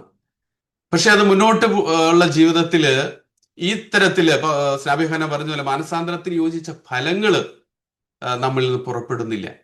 കാരണം ആ ക്രിസ്തുവിനെ നമ്മൾ ധരിക്കുമ്പോഴാണ്, ആ ക്രിസ്തുവിനെ ഞാനും നിങ്ങളും ധരിച്ചു കഴിയുമ്പോൾ ക്രിസ്തു ചിന്തിച്ചതുപോലെയാണ് പിന്നെ നമ്മുടെ ചിന്തകൾ പോകുന്നത്. ക്രിസ്തു ഈ ഭൂമിയിലായിരുന്നപ്പോൾ എപ്രകാരമാണ് പ്രവർത്തിച്ചത്, അതുപോലെ നമ്മുടെ പ്രവൃത്തികൾ, ക്രിസ്തു എങ്ങനെയാണ് കണ്ടിരുന്നത്, അതുപോലെ നമുക്ക് കാണുവാനായിട്ട് സാധിക്കുന്നു. അപ്പോ ആ യേശുക്രിസ്തുവിനെ ധരിക്കുക എന്ന് പറയുന്നത് അതാണ് അർത്ഥമാക്കുന്നത്. അപ്പോഴാണ് നമ്മുടെ മനസാന്തരത്തിന്റെ ഫലങ്ങൾ നമുക്ക് പുറപ്പെടുവിക്കാനായിട്ട് സാധിക്കുക. പ്രിയപ്പെട്ടവരെ, എനിക്ക് ഒന്നുമില്ല എന്നും എല്ലാറ്റിൻ്റെയും മേല് അധികാരമുള്ളവൻ എന്നെ സ്വന്തമാക്കിയിരിക്കുന്നു എന്നുള്ള ബോധ്യത്തിൽ ജീവിക്കുന്നതാണ് യഥാർത്ഥത്തിൽ മാനസാന്തരത്തിന്റെ പ്രതിഫലനം എന്ന് പറയുന്നത്. മത്തായിയുടെ സുവിശേഷത്തിൽ നമ്മൾ വായിക്കുന്നുണ്ടല്ലോ, ഈശോ ശിഷ്യന്മാർക്ക് ഉത്ഥാനത്തിന് ശേഷം പ്രത്യക്ഷപ്പെട്ട് പറയുന്നുണ്ട്, ഈ ലോകത്തിന്റെ മുഴുവൻ അധികാരം, സ്വർഗത്തിന്റെയും ഭൂമിയുടെയും അധികാരം ഞാനാണ്. അപ്പോ നമ്മുടെ എല്ലാം ഉടയവനായി അവൻ മാറി. എനിക്കൊന്നുമില്ല, എനിക്കെല്ലാം ദാനമായി കിട്ടിയതാണ്, എല്ലാം ദാനമാണ്. എൻ്റെ കുടുംബം, എൻ്റെ അറിവ്, ഞാനിപ്പോ എൻ്റെ വിദ്യാഭ്യാസം, എനിക്കുള്ള സമ്പത്ത്, എൻ്റെ ജോലി, എൻ്റെ ചുറ്റുപാടുകൾ എല്ലാം എനിക്കിന്ന് ദൈവം തന്നതാണ്. എനിക്കൊന്നുമില്ല ഞാൻ എല്ലാം ദൈവത്തിൽ സ്വീകരിച്ചവനാണ്, ഞാൻ ഒന്നും ഉണ്ടാക്കിയതല്ല, എല്ലാം ദൈവം എനിക്ക് തന്നതാണ് എന്നുള്ള ആ ഒരു തിരിച്ചറിവും ആ ഒരു അവബോധവും ജീവിക്കുന്നതാണ്. അങ്ങനെ ഒരു അവബോധത്തിൽ ജീവിക്കുന്നതാണ് മാനസാന്തരത്തിന്റെ പ്രതിഫലനം എന്ന് പറയുന്നത്. സ്വർഗത്തിലും ഭൂമിയിലുള്ള എല്ലാ അധികാരവും എനിക്ക് നൽകപ്പെട്ടിരിക്കുന്നു. അതേ പ്രിയപ്പെട്ട യേശു നമ്മുടെയൊക്കെ ഉടയവനാണ്, നമ്മുടെയൊക്കെ കർത്താവാണ്. നമ്മളത് മനസ്സിലാക്കിയ വ്യക്തികളാണ്. ഈ അധികാരത്തിന്റെ കീഴിലെ ആകുമ്പോഴാണ് അവൻ നമ്മുടെ മേൽ ഭരണം നടത്താനായിട്ട് നമ്മൾ വിട്ടുകൊടുക്കും, നമ്മളെ തന്നെ പൂർണ്ണമായിട്ട് വിട്ടുകൊടുക്കും. അപ്പോൾ മാത്രമാണ് നമുക്ക് മാനസാന്തരത്തിന്റെ ആ ഒരു ഫലം പുറപ്പെടുവിക്കാൻ സാധിക്കുകയുള്ളൂ. യോഹന്നാന്റെ ലേഖനത്തില് 1-ാം ലേഖനത്തില് 2-ാം അധ്യായത്തില് നമ്മൾ വായിക്കുന്നുണ്ട്, അവനിൽ വസിക്കുന്നു എന്ന് പറയുന്നവൻ അവൻ നടന്ന വഴിയിലൂടെ നടക്കേണ്ടിയിരിക്കുന്നു. ഈശോ ഈ ഭൂമിയിലായിരുന്നപ്പോൾ എപ്രകാരമാണ് ജീവിച്ചതെന്ന് വ്യക്തമായിട്ട് നമ്മളെ കാണിച്ചു തന്നിട്ടുണ്ട്. അങ്ങനെ അവനോട് രക്ഷിച്ചവന്റെ കൂടെയുള്ള ഒരു മടക്കയാത്ര, ഒരു യു-ടേൺ എടുക്കുന്ന കാര്യമൊക്കെ പിനസിച്ച് പറഞ്ഞില്ലേ, ആ രക്ഷിച്ചവന്റെ കൂടെയുള്ള ഒരു മടക്ക യാത്രയാണ് മാനസാന്തരം എന്ന് പറയുന്നത്. യോഹന്നാൻ 14:6 പറയുന്നുണ്ട്, ഈശോ വഴിയും സത്യവും ജീവനും ഞാനാണ്, എന്നിലൂടെ അല്ലാതെ ആരും പിതാവിന്റെ അടുക്കിലേക്ക് വരുന്നില്ല. അതേ പ്രിയപ്പെട്ടവരെ, ഈശോയിലൂടെ മാത്രമാണ് രക്ഷ. ഈശോയിലൂടെ മാത്രം നമ്മൾ പിതാവിന്റെ അടുക്കിലേക്ക് എത്തുകയുള്ളൂ എന്ന് പറയുമ്പോൾ അവൻ നടന്ന വഴിയിലൂടെ മാത്രമാണ് നമുക്ക് ദൈവരാജ്യത്തിൽ പ്രവേശിക്കാനായിട്ട് സാധിക്കുകയുള്ളൂ എന്ന് പറഞ്ഞു വെക്കുകയാണ്. പ്രിയപ്പെട്ടവർ, ഇപ്രകാരത്തിലുള്ള ഒരു സമർപ്പണം എന്റെയും നിങ്ങളുടെയും ഭാഗത്തു നിന്നുണ്ടാകുമ്പോൾ പൗലോസ് പറഞ്ഞു വെക്കുന്ന ഈ ഒരു വചനം നമുക്ക് സ്വീകാര്യമാകും. ക്രിസ്തുവിന്റെ സ്നേഹത്തിൽ നിന്ന് ആര് നമ്മെ വേർപെടുത്തും? ക്ലേശമോ, ദുരിതമോ, പീഡനമോ, പട്ടിണിയോ, നഗ്നതയോ, ആപത്തോ, വാളോ? പ്രിയപ്പെട്ടവർ, ഈ വചനം വായിക്കുമ്പോൾ പലപ്പോഴും എൻ്റെ ഹൃദയത്തിൽ വലിയൊരു എന്താ പറയുക, വലിയൊരു ഉത്സാഹവും വലിയൊരു സന്തോഷവും അനുഭവിക്കാറുണ്ട്. ഈ ഒരു അവസ്ഥയിലേക്ക് കർത്താവ് എനിക്കും ആകണമെന്നുള്ള വലിയൊരു ആഗ്രഹം എന്നിൽ ഉണ്ടാകാറുണ്ട്. പ്രിയപ്പെട്ടവരെ, പൗലോസ് ഈ ഒരു വചനം പറഞ്ഞത് ഏറ്റെടുത്ത അനേകര്, ഇതുപോലൊരു സമർപ്പണം നടത്തിയ അനേക വിശുദ്ധാത്മാക്കൾ സഭയുടെ ചരിത്രത്തിലുണ്ട്. എനിക്ക് ഏറ്റവും ഇഷ്ടമുള്ള ഒരു വിശുദ്ധനാണ് വിശുദ്ധ ലോറൻസ്. വിശുദ്ധ ലോറൻസ് ഒരു ഡീക്കനായിരുന്നു. റോമൻ മതപീഡന കാലത്ത് ബിഷപ്പുമാരും ഡീക്കന്മാരെയും വൈദികരെയൊക്കെ വധിക്കാനായിട്ട് വലേറിയൻ ചക്രവർത്തി ഉത്തരവ് പുറപ്പെടുവിക്കുന്നു. അങ്ങനെ ഈ ലോറൻസിനെയും പിടിച്ചുകൊണ്ടു പോവുകയാണ് പടയാളികൾ. എന്നിട്ട് ലോറൻസിനെ ഒരു ഇരുമ്പ് പലകയിൽ കിടത്തി. ഇരുമ്പ് പലക എന്ന് പറയുമ്പോൾ നമുക്ക് ഈ തട്ടുകടയിൽ ദോശ ഉണ്ടാക്കുന്ന പ്ലേറ്റുകളൊക്കെ നമ്മൾ കണ്ടിട്ടുണ്ട്. അതുപോലത്തെ ഒരു 3 പ്ലേറ്റുകൾ നിരത്തി വെച്ചാൽ ഒരു ഇരുമ്പ് പലക. ആ ഇരുമ്പ് പലകയിൽ ലോറൻസിനെ കൈയും കാലും ബന്ധിച്ച് അതിൽ കിടത്തുകയാണ്. എന്നിട്ട് അടിയിൽ ഇങ്ങനെ തീ കൊടുക്കുകയാണ്. നമ്മളൊക്കെ കുക്ക് ചെയ്യുന്നവരാണ് അല്ലെ, അടുക്കളയിൽ കയറുന്നവരാണ്. അവിടേക്ക് ഒരു ചൂടുള്ള പാത്രത്തിൽ ഒന്ന് സ്പർശിച്ചാൽ, അല്ലെങ്കിൽ ചൂടുള്ള അടുപ്പിലൊന്ന് നമ്മുടെ കൈയൊന്നും അറിയാതെ മുട്ടിയാൽ നമ്മൾ എത്രത്തോളം അസ്വസ്ഥപ്പെടും. എന്നാൽ ഇവിടെ ലോറൻസ് അടിയിൽ തീ ഇങ്ങനെ കത്തിച്ചു കൊണ്ടിരുന്നപ്പോൾ കുറച്ച് കഴിഞ്ഞപ്പോൾ അടുത്തുനിന്ന പടയാളികളെ വിളിച്ചിട്ട് പറയും, സഹോദരന്മാരെ അടുത്തു വരിക, എൻ്റെ അടിഭാഗം വെന്തിട്ടുണ്ട്, എന്നെ ഒന്ന് മറിച്ച് കിടത്തുക എന്ന്. കൊടിയ പീഡനത്തിന്റെ നടുവിലും ആ ക്രിസ്തുവിന്റെ സ്നേഹത്തിൽ ജ്വലിക്കുന്ന വ്യക്തികളെ സഭാചരിത്രത്തിൽ നമുക്ക് കാണാനായിട്ട് സാധിക്കും. പ്രിയപ്പെട്ടവരെ, ഈ ഒരു അഭിഷേകത്തിലേക്ക്, ഈ ഒരു തീഷ്ണതയിലേക്ക്, ഈ ഒരു ജ്വലനത്തിലേക്ക് എന്നെയും നിങ്ങളെയും ക്രിസ്തു വിളിക്കുകയാണ്. ഇത്തരത്തിലുള്ള ഒരു സ്നേഹബന്ധത്തിലേക്ക് എന്നെയും നിങ്ങളെയും അവിടുന്ന് ക്ഷണിക്കുന്നു.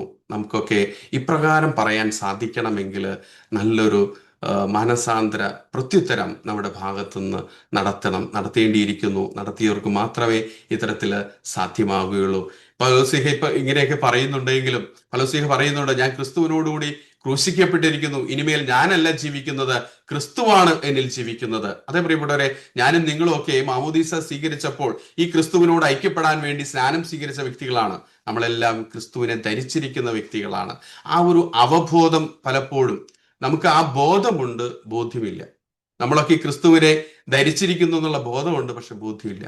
ഈ ബോധ്യം ഉണ്ടാകുമ്പോഴാണ് പ്രിയപ്പെട്ടവരെ ആ മാനസാന്തര ഫലം പുറപ്പെടുവിക്കാനായിട്ട് സാധിക്കുക. പൗലോസ് ഇതൊക്കെ പറയുമ്പോഴും പൗലോസ് പറഞ്ഞു വെക്കുന്നുണ്ട്, ഇതെനിക്ക് കിട്ടിക്കഴിഞ്ഞെന്നോ ഞാൻ പരിപൂർണനായെന്നോ അല്ല, ഇത് സ്വന്തമാക്കാൻ വേണ്ടി ഞാൻ തീവ്രമായിട്ട് പരിശ്രമിക്കുകയാണ് എന്തെന്നാൽ യേശുക്രിസ്തു എന്നെ സ്വന്തമാക്കിയിരിക്കുന്നു. അതെ പ്രിയപ്പെട്ടവർ, യേശുക്രിസ്തു നമ്മളെ ഓരോരുത്തരെയും സ്വന്തമാക്കി. എന്നാൽ എന്നെ സ്വന്തമാക്കി യേശുക്രിസ്തുവിനെ ഞാൻ സ്വന്തമാക്കിയിട്ടുണ്ടോ? അതാണ് നമ്മുടെ മുന്നിലുള്ള ഒരു ചോദ്യം. അപ്പോൾ അതിനു വേണ്ടിയുള്ള തീവ്രമായിട്ടുള്ള ഒരു പരിശ്രമം, അതാണ് മാനസാന്തര പ്രത്യുത്തരം. അങ്ങനെയുള്ള ആ ഒരു പ്രത്യുത്തരം നമ്മൾ കൊടുത്ത് ഇവിടെ ബിനശേഷി പറഞ്ഞായിരുന്നു, വളരെ വ്യക്തമായിട്ട് പറഞ്ഞു, ഇത് ഒരു ഓൺഗോയിങ് പ്രോസസ്സാണ്. ഒരു ദിവസം കൊണ്ട് സംഭവിക്കുന്ന ഒരു കാര്യമല്ല. വിശ്വാസ പ്രത്യുത്തരവും മാനസാന്തര പ്രത്യുത്തരവും നമ്മുടെ ജീവിതത്തിൽ അനുദിനം ഉണ്ടാകേണ്ട ഒന്നാണ്. അതുകൊണ്ടാണ് കൊരിന്ത്യർ ലേഖനത്തില് പൗലോസ്ലീഹ പറഞ്ഞു വെക്കുന്നുണ്ട്, 3-ാം അധ്യായത്തിന്റെ 18-ാമത്തെ തിരുവചനം, കർത്താവിന്റെ മഹത്വം കണ്ണാടിയിൽ എന്ന പോലെ മൂടുപടമണിയാത്ത മുഖത്ത് പ്രതിഫലിക്കുന്ന നാം എല്ലാവരും അവിടുത്തെ സാദൃശ്യത്തിലേക്ക്, മഹത്വത്തിൽ നിന്ന് മഹത്വത്തിലേക്ക് രൂപാന്തരപ്പെട്ടുകൊണ്ടിരിക്കുകയാണ്. ഇങ്ങനെ മാനസാന്തര പ്രത്യുത്തരം നൽകിക്കൊണ്ട്, വിശ്വാസ പ്രത്യുത്തരം നിരന്തരം നൽകിക്കൊണ്ട് നമ്മൾ അവിടുത്തെ മഹത്വത്തിലേക്ക് പ്രവേശിക്കുകയാണ്. ക്രമേണ ദൈവ സ്വഭാവത്തിലേക്ക് ഞാനും നിങ്ങളും മാറുന്നു. അതേ പ്രിയപ്പെട്ടവരെ, ഈ ഒരു സമർപ്പണം മനോഭാവത്തിലേക്ക് ഞാനും നിങ്ങളും കടന്നു വരിക. യേശുക്രിസ്തു നമ്മെ സ്വന്തമാക്കിയിരിക്കുന്നു എന്ന അവബോധമാണ് പരിപൂർണതയിൽ എത്തിച്ചേരുമെന്ന പ്രത്യാശയിൽ നമ്മെ വളർത്തുന്നത്. ഈ അവബോധത്തിൽ എത്രമാത്രം നാം ആഴപ്പെടുന്നുവോ അത്രമാത്രം മാനസാന്തരത്തിന്റെ പ്രതിഫലനം നമ്മുടെ ജീവിതത്തിൽ നിഴലിക്കുന്നത്, അല്ലെങ്കിൽ നമ്മുടെ ചുറ്റുമുള്ളവർക്ക്, മറ്റുള്ളവർക്ക് ഒക്കെ, നമ്മുടെ കുടുംബത്തിലുള്ളവർക്കൊക്കെ അത് അനുഭവവേദ്യമാകാനായിട്ട് സാധിക്കുന്നു. അങ്ങനെ ഒരു സമ്പൂർണ്ണ സമർപ്പണം നടത്തുമ്പോൾ സങ്കീർത്തകനെ പോലെ നമുക്കും പറയാനായിട്ട് സാധിക്കും, പ്രിയപ്പെട്ടവരെ, മാതാവിന്റെ മടിയിൽ ശാന്തനായി കിടക്കുന്ന ശിശുവിനെ എന്ന പോലെ ഞാൻ ഇന്ന് എന്നെ തന്നെ ശാന്തനാക്കി. ശാന്തമായി ഉറങ്ങുന്ന ശിശുവിനെ പോലെയാണ് എൻ്റെ ആത്മാവ്. പ്രിയപ്പെട്ടവരെ, ആ അമ്മയുടെ കൈകളിൽ ഉറങ്ങുന്ന ഒരു ശിശുവിനെ നിങ്ങൾ കണ്ടില്ലേ? എത്ര ശാന്തമായിട്ടാണ് അവൻ ഉറങ്ങുന്നത്. എന്റെയും നിങ്ങളുടെയൊക്കെ ജീവിതം ക്രിസ്തുവിന്റെ കരങ്ങളില് ഭാരമേൽപ്പിച്ചു കഴിയുമ്പോൾ, പൂർണ്ണമായി സമർപ്പിച്ചു കഴിയുമ്പോൾ, ഈ അള്ളിപ്പിടുത്തങ്ങളെല്ലാം വിട്ടുകൊണ്ട് പൂർണ്ണമായി സമർപ്പിച്ചു കഴിയുമ്പോൾ ഈ കുഞ്ഞ് ഉറങ്ങുന്നത് പോലെ അവന്റെ മടിയില് ശാന്തമായി കിടന്നുറങ്ങുവാനായിട്ട് സാധിക്കും. എത്ര സുന്ദരമാണ്! അതൊന്ന് നിങ്ങളുടെ ഭാവനയിൽ ഒന്ന് കണ്ടു നോക്കിയേ.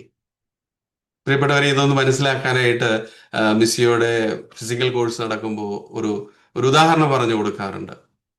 നമ്മളൊക്കെ അത്യാവശ്യം വണ്ടിയുള്ളവരൊക്കെയാണ്, അല്ലെ? കാർ ഒക്കെ ഓടിക്കുന്നവരും കാറുള്ളവരും ഒക്കെയാണ്. നമ്മളിൽ പലരും, നമ്മളിൽ ഒരു വ്യക്തി ഇങ്ങനെ കാർ ഓടിച്ചു പോകുന്നതായിട്ട്, റോഡിലൂടെ കാർ ഓടിച്ചു പോകുന്നതായിട്ട് ഒന്ന് സങ്കല്പിക്കുക. ആളിങ്ങനെ കാർ ഓടിച്ചു പോകുമ്പോൾ ഈശോ വഴിയരികിൽ കാത്തു നിൽക്കുന്നു. ആ വ്യക്തി ഈശോയെ മൈൻഡ് ചെയ്യാതെ കാർ ഓടിച്ചു പോവുകയാണ്. നമ്മളിൽ ഒരുവൻ അതുപോലെ കാർ ഓടിച്ചു പോകുമ്പോൾ ഈശോ വഴിയിൽ നിൽക്കുന്നത് കാണുന്നു. ഈശോയോട് കാർ നിർത്തിയിട്ട് ചോദിക്കുന്നു, ഈശോയെ കയറുന്നുണ്ടോ എന്ന് ചോദിക്കുന്നു. ഈശോ അതിന് മറുപടി ഒന്നും കൊടുക്കുന്നില്ല. അവൻ കാർ ഓടിച്ച് മുന്നോട്ട് പോകുന്നു. എന്നാൽ നമ്മളിൽ ഒരുവൻ കാർ ഓടിച്ചു പോകുന്നു. ഈശോ ഇതേപോലെ വഴിയരികിൽ നിൽക്കുന്നു. ഈശോയുടെ അടുത്തെത്തുമ്പോൾ കാർ അവിടെ നിർത്തുന്നു. അവൻ ഓടിച്ചെന്ന് ഈശോയ്ക്ക് കാറിന്റെ സൈഡ് സീറ്റ് തുറന്നു കൊടുത്തിട്ട്, ആ ഡ്രൈവർ സീറ്റിന്റെ അപ്പുറത്തെ സീറ്റ് തുറന്നു കൊടുത്തിട്ട് ഈശോയെ അവിടെ പിടിച്ചിരുത്തി സ്വസ്ഥമായിട്ട് ഇരുത്തിയിട്ട് അവൻ കാറിൽ കയറി കാർ ഓടിച്ചു പോകുന്നു. എന്നാൽ നമ്മിൽ ഒരുവൻ ഇതേപോലെ കാർ ഓടിച്ചു പോകുമ്പോൾ ഈശോ വഴിയിൽ നിൽക്കുന്നത് കാണുമ്പോൾ ഈശോയുടെ അടുക്കലെത്തുകയും ആ കാർ അവിടെ നിർത്തിയിട്ട് ഓടിച്ചെന്ന് ഈശോയുടെ കൈക്ക് പിടിച്ചുകൊണ്ട് താൻ ഓടിച്ചിരുന്ന ഡ്രൈവിംഗ് സീറ്റിൽ ഈശോയെ ഇരുത്തിക്കൊണ്ട് അവൻ അപ്പുറത്തെ സൈഡ് സീറ്റിലേക്ക് മാറിയിരുന്നുകൊണ്ട് ഈശോയെ നമുക്കിനി പോകാം എന്ന് പറയുന്നു. പോകുന്ന വഴിയിൽ ധാരാളം ഗട്ടറുകളുണ്ട്, ധാരാളം ബ്ലോക്കുകളുണ്ട്. ഇതൊന്നും അവനെ അലട്ടുന്നില്ല. അവൻ ആ കുഞ്ഞ് അമ്മയുടെ മടിയിൽ കിടന്നുറങ്ങുന്നത് പോലെ ശാന്തമായ കാറിലിരിക്കുന്നു. ഈശോ നമ്മളെ മുന്നോട്ട് നയിക്കുന്നു. പ്രിയപ്പെട്ടവർ, ഈ ഒരു തിരിച്ചറിവ്, ഈ ഒരു ബോധ്യം നമ്മളെ പൂർണ്ണമായിട്ടും ഈശോയുടെ കരങ്ങളിലേക്കൊന്ന് കൊടുക്കുവാനായിട്ട്, നമുക്കുള്ളതല്ല സകലതും സമർപ്പിക്കുവാനായിട്ട് ഒരു സമ്പൂർണ്ണ സമർപ്പണം നടത്തിക്കൊണ്ട് സമർപ്പണത്തിന്റെ അല്ലെങ്കിൽ മാനസാന്തരത്തിന്റെ ഫലങ്ങൾ നമ്മളിൽ നിന്ന് പുറപ്പെടുവിക്കാനായിട്ട് നമുക്ക് പരിശ്രമിക്കാം. ആ ഒരു പരിശ്രമം നമ്മുടെ ഭാഗത്തു നിന്നുണ്ടാകുമ്പോഴാണ് പ്രിയപ്പെട്ടവരെ ദൈവരാജ്യം നമുക്ക് സ്വന്തമാക്കാനായിട്ട് സാധിക്കുക. അതുകൊണ്ടാണ് മത്തായിയുടെ സുവിശേഷത്തിൽ ഈശോ പറഞ്ഞു വെക്കുന്നത്, സത്യമായി ഞാൻ നിങ്ങളോട് പറയുന്നു, നിങ്ങൾ മാനസാന്തരപ്പെട്ട് ശിശുക്കളെ പോലെ ആകുന്നില്ലെങ്കിൽ സ്വർഗരാജ്യത്തിൽ പ്രവേശിക്കുകയില്ല. വളരെ അസന്നിഗ്ധമായിട്ട് ഈശോ പറയുക, നിങ്ങൾ സ്വർഗരാജ്യത്ത് പ്രവേശിക്കില്ല ഈ ശിശുക്കളെ പോലെയാണ്. നമുക്കറിയാം ശിശുക്കളുടെ സ്വഭാവം അല്ലെ. ശിശുക്കൾ മാതാപിതാക്കളെ ആണ് ആശ്രയിക്കുന്നത് അല്ലെ. അവർക്ക് ഒന്നിനെക്കുറിച്ചും ടെൻഷൻ ഇല്ല. നാളെ ഭക്ഷണം കിട്ടുമോ, നാളെ എന്ത് ഭക്ഷണം ഉണ്ടാകുമോ, ഒന്നിനെക്കുറിച്ചും അവർക്കൊരു ടെൻഷൻ ഇല്ല. അവയെല്ലാം ആ മാതാപിതാക്കള് നൽകും എന്നുള്ള ആ പൂർണ്ണമായ വിശ്വാസം, അതാണ് ശിശുക്കളുടെ സ്വഭാവം. ഇതുപോലെ ഞാനും നിങ്ങളും ആകുന്നില്ലെങ്കിൽ, ഇതുപോലെ ഒരു ആശ്രയബോധം ഞാനും നിങ്ങളും ഉണ്ടാക്കിയെടുക്കുന്നില്ല എങ്കിൽ, പ്രിയപ്പെട്ടവരെ, നമ്മൾ ആരും സ്വർഗരാജ്യത്ത് പ്രവേശിക്കില്ല എന്ന് ഈശോ വളരെ വ്യക്തമായിട്ട് പറഞ്ഞു വെക്കുകയാണ്. പ്രിയപ്പെട്ടവരെ, ഈ ഒരാഴ്ച നമ്മൾക്ക് അതിനുള്ള ഒരു അവസരമാണ്. നമ്മൾ വിശ്വാസ പ്രത്യുത്തരം നൽകി വിശുദ്ധിയിലായിരിക്കുന്ന മനുഷ്യരാണ്. ഇനി നമുക്ക് ഈ ഒരു മാനസാന്തര പ്രത്യുത്തരം, അതിന് മാനസാന്തരത്തെ യോജിച്ച ഫലങ്ങൾ പുറപ്പെടുവിക്കാൻ തക്ക തരത്തിൽ നമ്മളെ പൂർണ്ണമായിട്ട് ഒന്ന് സമർപ്പിച്ച്, നമ്മൾക്കുള്ളതെല്ലാം സമർപ്പിച്ച് നല്ലൊരു മാനസാന്തര പ്രത്യുത്തരം നടത്താനായിട്ട് നമുക്കൊന്ന് പരിശ്രമിക്കാം. ദൈവം നമ്മളെല്ലാം അതിനായിട്ട് അനുഗ്രഹിക്കട്ടെ, സഹായിക്കട്ടെ എന്ന് പ്രാർത്ഥിക്കുന്നു. ആമേൻ. മാനസാന്തര പ്രത്യുത്തരത്തെ കുറിച്ച് നമുക്ക് ഓരോരുത്തർക്കും സ്ലൈഡ് പ്രസന്റേഷനിലൂടെ വ്യക്തമാക്കി തന്ന തോമസ് അങ്കിളിന് നന്ദി. അടുത്തതായി ചില അനൗൺസ്മെന്റുകളാണ്. സബ് ഗ്രൂപ്പ് മീറ്റിംഗിൽ എല്ലാവരും പങ്കെടുക്കാൻ ശ്രദ്ധിക്കണമെന്ന് അപേക്ഷിക്കുന്നു. എല്ലാ ദിവസവും സബ് ഗ്രൂപ്പിൽ പോസ്റ്റ് ചെയ്യുന്ന വേർഡ് ഓഫ് ദ ഡേ നിങ്ങളെ എങ്ങനെ സ്പർശിച്ചുവെന്ന് ഒരു വോയിസ് മെസ്സേജായി സബ് ഗ്രൂപ്പിൽ എല്ലാവരും പോസ്റ്റ് ചെയ്യണം. ഓൺലൈനായി നടത്തപ്പെടുന്ന പ്രിലിമിനറി കോഴ്സ് 8 ക്ലാസുകൾ മാത്രമുള്ളതാണ്. ഏകദേശം 34 ക്ലാസുകളുള്ള ഫുൾ മിഷിയോ കോഴ്സ് എല്ലാ മാസവും കറുകുറ്റി മിഷിയോ ഭവനിൽ വെച്ച് താമസിച്ചുള്ള കോഴ്സായി നടത്തപ്പെടുന്നു. അടുത്ത കോഴ്സ് ജൂൺ 15 മുതൽ 20 വരെയാണ് ഷെഡ്യൂൾ ചെയ്തിരിക്കുന്നത്. പങ്കെടുക്കുവാൻ താല്പര്യമുള്ളവർ ദയവായി 9746917273 അല്ലെങ്കിൽ 70125745 എന്ന ഫോൺ നമ്പറിൽ ബന്ധപ്പെടുക. കൂടാതെ 8 മുതൽ 13 വരെ തൊടുപുഴ സേവിയേഴ്സ് ഹോമിൽ ഫുൾ മിഷിയോ കോഴ്സ് നടത്തപ്പെടുന്നുണ്ട്. മിഷിയോ ഭവനിൽ 1-2 ദിവസം വന്ന് താമസിച്ച് നിത്യാരാധനയിൽ ഇരിക്കുകയും ഭാരത് മിഷന് വേണ്ടി പ്രാർത്ഥിക്കുവാൻ തയ്യാറുള്ളവർ ദയവായി അറിയിക്കുക. കുടുംബമായോ അല്ലാതെയോ വരാവുന്നതാണ്. നിങ്ങളുടെ ഇടവകകളിൽ കുടുംബ യൂണിറ്റ് നേതൃത്വങ്ങൾക്കും മത അധ്യാപകർക്കും ഒക്കെയായി മിഷിയോ ഫുൾ കോഴ്സ് വികാരിയച്ചന്മാരുടെ അനുവാദത്തോടെ സംഘടിപ്പിച്ചാൽ മിഷിയോ ടീം അവിടെ എത്തി കോഴ്സ് നടത്തുന്നതായി അറിയിക്കുന്നു. അതുപോലെ ഇംഗ്ലീഷിലും ഹിന്ദിയിലും റെസിഡൻഷ്യൽ കോഴ്സ് നടത്തുന്നതിനായി മിഷിയോ ടീം റെഡിയാണ്. നിങ്ങൾക്ക് പരിചയമുള്ള കേരളത്തിനകത്തോ പുറത്തോ ഏതെങ്കിലും സ്ഥലത്ത് ഇംഗ്ലീഷിലോ ഹിന്ദിയിലോ കോഴ്സ് കൊടുക്കുവാൻ താല്പര്യമുള്ളവർ മിഷിയോ റിസോഴ്സ് ടീമുമായി ബന്ധപ്പെടുക. മിഷിയോ വൈബ്സ് നമ്മുടെ കുടുംബത്തിൽ നിന്നും എല്ലാ മാസവും മലയാളത്തിലും ഇംഗ്ലീഷിലും പബ്ലിഷ് ചെയ്യപ്പെടുന്ന ഓൺലൈൻ ന്യൂസ് ലെറ്റർ ആണ്. PDF ഫയലായിട്ടും യൂട്യൂബിൽ ഓഡിയോ ആയിട്ടും നിങ്ങൾക്ക് അത് ലഭ്യമാണ്. നമ്മൾ ഒരു മിഷനാണെന്ന ബോധ്യം നൽകാൻ ഉതകുന്ന അതിൽ വരുന്ന ലേഖനങ്ങളൊക്കെ എല്ലാവരും വായിക്കാൻ പരിശ്രമിക്കണമേ. എല്ലാ ദിവസവും ഉച്ചയ്ക്ക് 2 മണി മുതൽ 3 മണി വരെ നടത്തപ്പെടുന്ന മിഷിയോ മധ്യസ്ഥ പ്രാർത്ഥനയിൽ പങ്കുചേരാൻ ആഗ്രഹിക്കുന്നവർ അതാത് ഗ്രൂപ്പ് മെന്റേഴ്സിനെ അറിയിക്കുക. അനോണിമസ് ആയ ഒരു മെസ്സേജുകൾക്കും ആരും റെസ്പോണ്ട് ചെയ്യരുത്. മിഷിയോ കുടുംബത്തിൽ നിന്നും പണസംബന്ധമായ ഒരു കാര്യത്തിനും ആരും നിങ്ങളെ വിളിക്കുകയില്ല. അത്തരം കോളുകളോ മെസ്സേജുകളോ ലഭിച്ചാൽ ഉത്തരവാദിത്തപ്പെട്ടവരെ വിവരം അറിയിക്കുകയും നമ്പർ ബ്ലോക്ക് ചെയ്യുകയും വേണമെന്ന് അറിയിക്കുന്നു. അടുത്തതായി വൈൻഡപ്പ് സെഷൻ നടത്തുന്നതിനായി അഗസ്റ്റിൻ അങ്കിളിനെ സ്വാഗതം ചെയ്യുന്നു. ഈശോ മിശിഹായ്ക്ക് സ്തുതിയായിരിക്കട്ടെ. Thank you Joshua.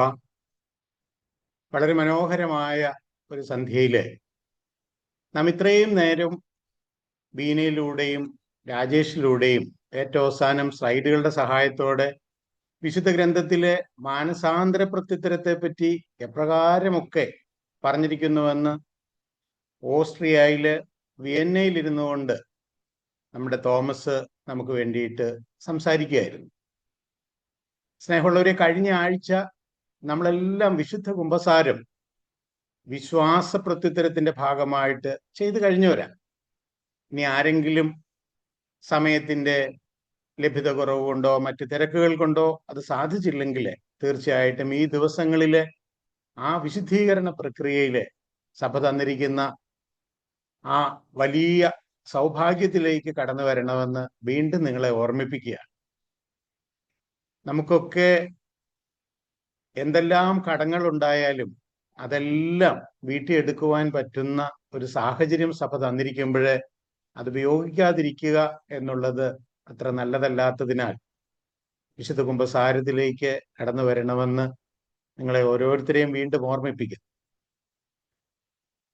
വീണയിലൂടെ പ്രൊക്ലമേഷനിൽ നമ്മൾ വളരെ മനോഹരമായിട്ട് കേട്ടു, മാനസാന്തര പ്രത്യുത്തരം എന്നത് ഏതെങ്കിലും തഴക്കദോഷം തൽക്കാലത്തേക്ക് നാം മാറ്റിവെച്ചിട്ട് നമ്മൾ വിശുദ്ധിയിൽ കുറച്ചുകൂടി സമ്പന്നരായി എന്നതല്ല, മറിച്ച് മാനസാന്തര പ്രത്യുത്തരം എന്ന് പറയുന്നത് അനുദിനം അനുനിമിഷം നടക്കേണ്ട ഒരു പ്രക്രിയയാണെന്നും അതൊരു സമ്പൂർണ്ണ സമർപ്പണമാണെന്നും നമ്മെ ഓർമ്മിപ്പിച്ചു.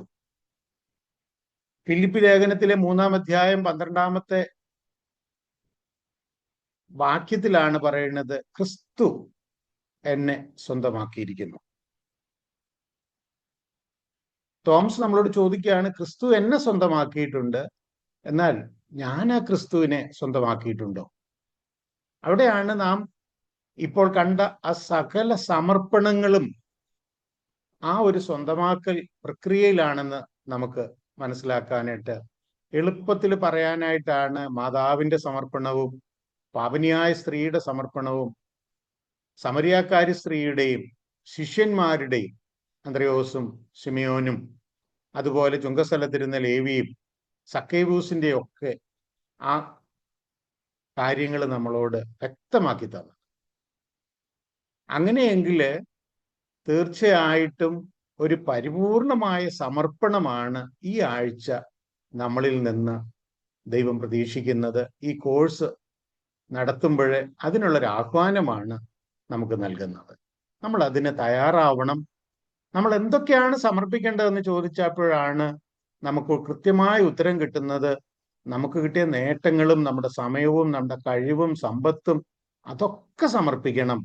അത് കൂടാതെ നമ്മുടെ പിരിമുറുക്കങ്ങളും അസ്വസ്ഥതകളും ഉത്കണ്ഠകളും ആകുലതകളും ഒക്കെ ഈ ധന്യത നമ്മൾ കൊടുക്കുമ്പോൾ തന്നെ അതും. അതുകൊണ്ട് ഈ ആഴ്ചയിൽ നമുക്ക് ഇതൊക്കെ ഒന്ന് എഴുതി വെച്ച് പരിശുദ്ധ കുർബാനയ്ക്ക് പോകുമ്പോൾ ആ കാഴ്ച സമർപ്പണ സമയത്ത് ഇതെല്ലാം ദൈവത്തിന് സമർപ്പിച്ചിട്ട് എനിക്ക് നീ തന്നതെല്ലാം ദാനമാണെന്ന് ഞാൻ മനസ്സിലാക്കുന്നു, ദാനമല്ലാത്തതൊന്നും എൻ്റെ കയ്യിലില്ല, എല്ലാം ദാനമായി എനിക്ക് തന്നിട്ട് ഞാൻ എന്തോ ആണ് എന്ന് അഹങ്കരിച്ച് നടക്കുമ്പോൾ, രാജേഷിന്റെ ടെസ്റ്റിമണിയിൽ പറഞ്ഞല്ലോ, ഇന്ന് എനിക്ക് ബോധ്യമുണ്ട് ഞാനൊരു അഹങ്കാരമില്ലാത്ത വ്യക്തിയാണെന്ന്. പക്ഷെ അത് പറയേണ്ടത് എൻ്റെ കൂടെ ജീവിക്കുന്നവരും എന്നെ കാണുന്നവരുമാണ്. നമുക്ക് അങ്ങനൊരു ബോധ്യം ഉണ്ടാവുന്ന രീതിയിൽ എല്ലാം ദാനമായിട്ട് ദൈവത്തിൽ നിന്ന് കിട്ടിയതാണെന്നും ആ ദൈവത്തിന് അതെല്ലാം ഞാൻ സമർപ്പിക്കുന്നുവെന്ന് ഒരു പേപ്പറിൽ എഴുതി കാഴ്ച സമർപ്പണ സമയത്ത് ആ തമ്പുരാന് കൊടുത്തിട്ട് വീട്ടിൽ കൊണ്ടുവന്ന് അത് കത്തിച്ചു കളഞ്ഞാൽ തീർച്ചയായിട്ടും നമ്മുടെ സമ്പൂർണ്ണ സമർപ്പണം നമുക്ക് നടത്തുവാനായിട്ട് പറ്റും. തന്നെ സ്വീകരിച്ചവർക്കെല്ലാം, തന്നിൽ വിശ്വസിക്കുന്നവർക്കെല്ലാം ദൈവമക്കളാകാനുള്ള കഴിവ് ദൈവം നൽകി എന്ന് പറയുന്നുണ്ട്. യോഹന്നാൻ ശ്ലീഹായാണ് തൻ്റെ സുവിശേഷത്തിൽ നമ്മളോട് ഇപ്രകാരം പറയുന്നത്. അങ്ങനെ ദൈവമക്കളായി കഴിയുമ്പോൾ പിന്നെ നമ്മൾ ജീവിക്കുന്നത് ആ ദൈവത്തിന് വേണ്ടിയിട്ടാണ്. മിസിയോയിലെ ഫിസിക്കൽ കോഴ്സിൽ വരുമ്പോഴേ അവിടെ കേട്ടൊരു കഥ ഞാനിപ്പോഴും ഓർക്കുന്നുണ്ട്. അത് മറ്റൊന്നുമല്ല, ഒരു രാജാവ് ഒരു വിളംബരം നടത്തുകയാണ്. ഒരു വസ്തു, രാജകൊട്ടാരത്തിലുള്ള ഒരു വസ്തു ഏത് പ്രജയ്ക്കും ഒരു പർട്ടിക്കുലർ ദിവസം അതിനു വേണ്ടിയിട്ട് രാജാവ് വിളംബരം ചെയ്തിട്ടുണ്ട്. ആർക്ക് വേണേലും കൊട്ടാരത്തിലേക്ക് കടന്നു വരാം. പക്ഷെ ഒരു കണ്ടീഷനുണ്ട്, നിങ്ങൾക്ക് ഏറ്റവും ഇഷ്ടപ്പെട്ട ഒരു വസ്തു മാത്രം നിങ്ങൾക്ക് എടുത്തുകൊണ്ട് പോകാം, ആരും നിങ്ങളെ തടയില്ല. തീർച്ചയായിട്ടും ഇങ്ങനെ ഒരു വിളംബരം കേട്ട് കഴിഞ്ഞാൽ നമ്മളാണെങ്കിലും ആ കൊട്ടാരത്തിലേക്ക് ഓടിച്ചെല്ലും. അവിടെ ഉള്ളതിൽ ഏറ്റവും നമുക്ക് ഇഷ്ടമുള്ള വസ്തു, വില കൂടിയതായിരിക്കാം, അല്ലെങ്കിൽ നമുക്ക് ഏറ്റവും പ്രയോജനകരമെന്ന് കരുതുന്നതാവാം, അത് എല്ലാവരും വന്ന് നോക്കി ഓരോരുത്തരും എടുത്തുകൊണ്ട് അവരവരുടെ വീട്ടിലേക്ക് സന്തോഷത്തോടെ പോവുകയാണ്. രാജാവ് ഇതൊക്കെ നോക്കിക്കൊണ്ട് ഇവരുടെ ഇടയിലുണ്ട്. രാജാവ് നോക്കുമ്പോൾ ഒരു പെൺകുട്ടി മാത്രം ഈ മറ്റുള്ള ആളുകളൊക്കെ വന്ന് എടുത്തുകൊണ്ട് പോകുന്നതൊക്കെ നോക്കി ഇങ്ങനെ നിൽക്കുകയാണ്. അവരെയൊക്കെ എടുത്തുകൊണ്ട് പോകുന്നതിൽ അവൾ സന്തോഷിക്കുന്നുമുണ്ട്. അങ്ങനെ നിന്നപ്പോഴേ സമയം തീരാറായി. അതിന് പറഞ്ഞിരുന്ന സമയം ഏതാണ്ട് അവസാനിക്കാറാവുമ്പോഴേ ഈ രാജാവ് ഇവളോട് പറയാണ്, മോളെ, ഇനി അധിക സമയമില്ല, നിനക്ക് ഏതാണോ ഏറ്റവും ഇഷ്ടപ്പെട്ടത് അത് ഇങ്ങനെ നോക്കിക്കൊണ്ട് നിന്നിട്ട് കാര്യമില്ല, എടുത്തുകൊണ്ട് പോകണം. ഇവള് രാജാവിനെ നോക്കി ഒന്ന് നന്നായി ചിരിച്ചിട്ട് ഓടി ചെന്നിട്ട് രാജാവിനെ വട്ടം കെട്ടിപ്പിടിച്ച് അങ്ങ് എടുക്കുകയാണ്. എന്താണ് ഇവിടെ സംഭവിക്കുന്നത്? രാജാവ് അവളെ സ്വന്തമാക്കി. അവൾ രാജാവിനെ സ്വന്തമാക്കി കഴിഞ്ഞപ്പോൾ ആ കൊട്ടാരവും രാജകുമാരിയുടെ ആ പട്ടവും ഒക്കെ അവൾക്ക് ലഭിക്കുകയാണ്. ഇത് തന്നെയാണ് നമ്മുടെ ജീവിതത്തിലും ഒരു സമ്പൂർണ്ണ സമർപ്പണം കൊണ്ട് നടക്കുന്നത്. നാം ദൈവത്തെ സ്വന്തമാക്കി കഴിയുമ്പോഴേ പിന്നെ നമ്മൾ ജീവിക്കുന്നത് ദൈവത്തിന്റെ മകനായിട്ടാണ്, മകളായിട്ടാണ്. നമ്മൾ ഒന്നിനെ പറ്റിയും ആകുലതപ്പെടേണ്ട ഒരു സാഹചര്യം ഈ ജീവിതത്തിൽ ഉണ്ടാവില്ല.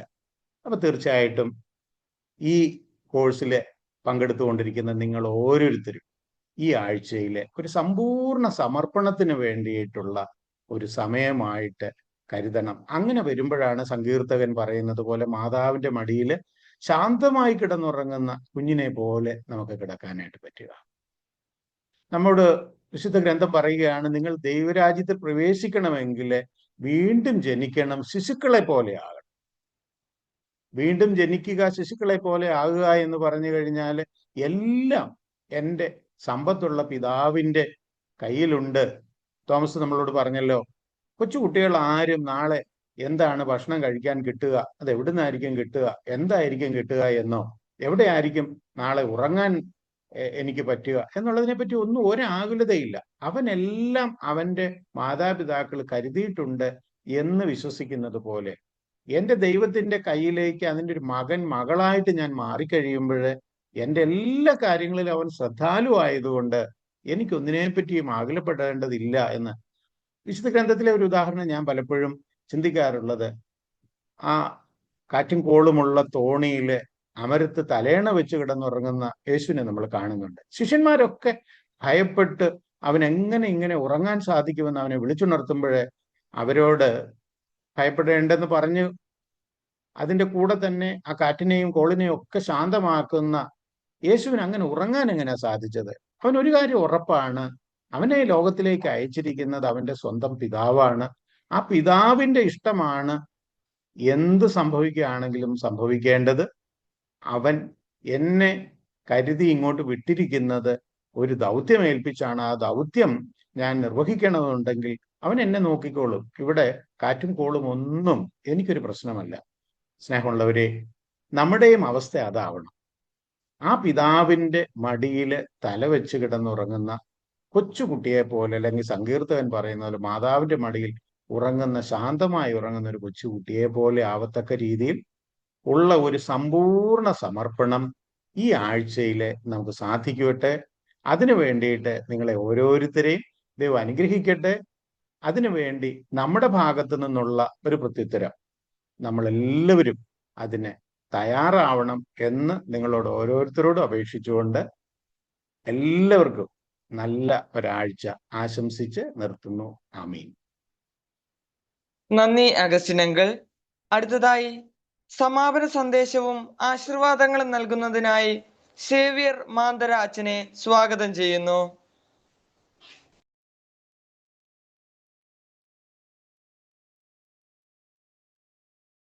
സേവ്യറാച്ചൻ കയറിയിട്ടില്ല. നമ്മുടെ ഇതിൽ പങ്കെടുക്കുന്നതിന് ഏതെങ്കിലും അച്ഛന്മാരുണ്ടെങ്കിൽ ഒന്ന് ബ്ലസ്സിങ്ങിനായിട്ട് ക്ഷണിച്ചോളൂ.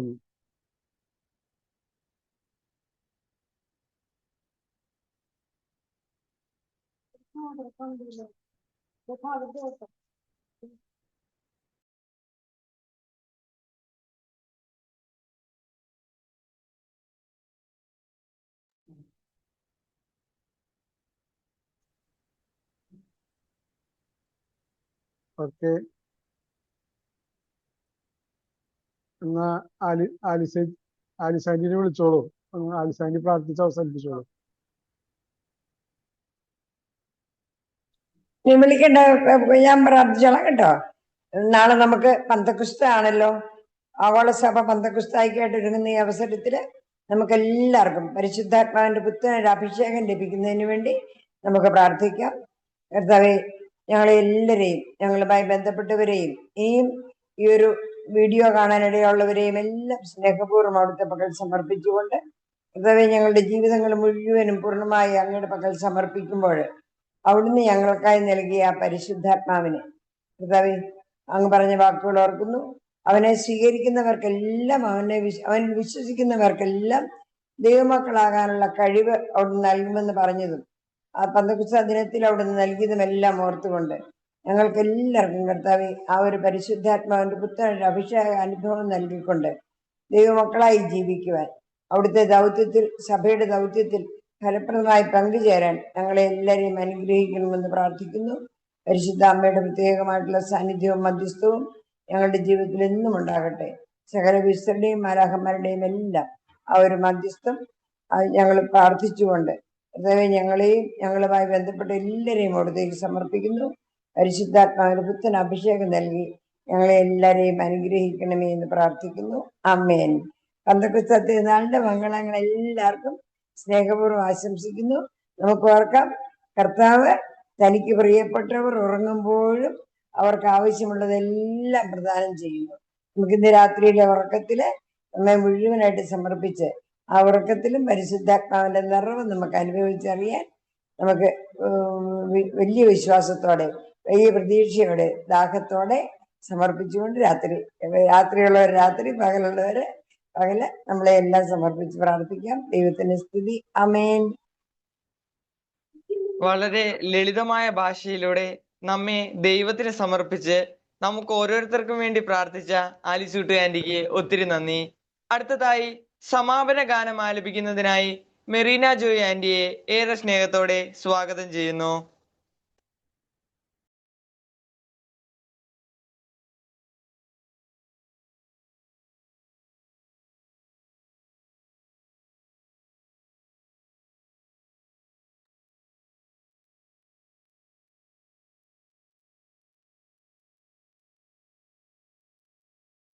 എണ്ണമില്ല നന്മകളിന്നിൽ ചൊരിയും വന്ദയായി ഓർക്കുമ്പോൾ നന്ദിയല്ലാതൊന്നുമില്ലപ്പാ എന്റെ നാവാൽ ചൊല്ലുമല്ലാതൊന്നുമില്ലപ്പാ എന്റെ നാവാൽ ചൊല്ലിടുവാനായി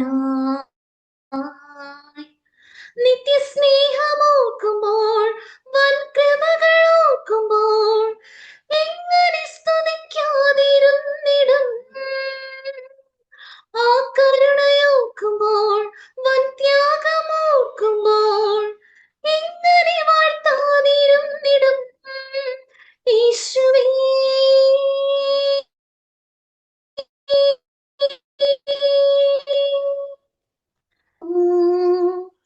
സ്വന്ത ജീവൻ തന്ന സ്നേഹമേ നന്ദിയല്ലാതൊന്നുമില്ലപ്പാ എന്റെ നാവാൽ ചൊല്ലിടുവാനായി സ്തോത്രമല്ലാതൊന്നുമില്ലപ്പാ എന്റെ നാവാൽ ചൊല്ലിടുവാനായി നിത്യസ്നേഹമോർക്കുമ്പോൾ വൻകൃപകൾ ഓർക്കുമ്പോൾ എങ്ങനെ സ്തുതിക്കാതിരുന്നിടും ആ കരുണയോർക്കുമ്പോൾ വൻ ത്യാഗമോർക്കുമ്പോൾ എങ്ങനെ വാഴ്ത്താതിരുന്നിടും യേശുവേ.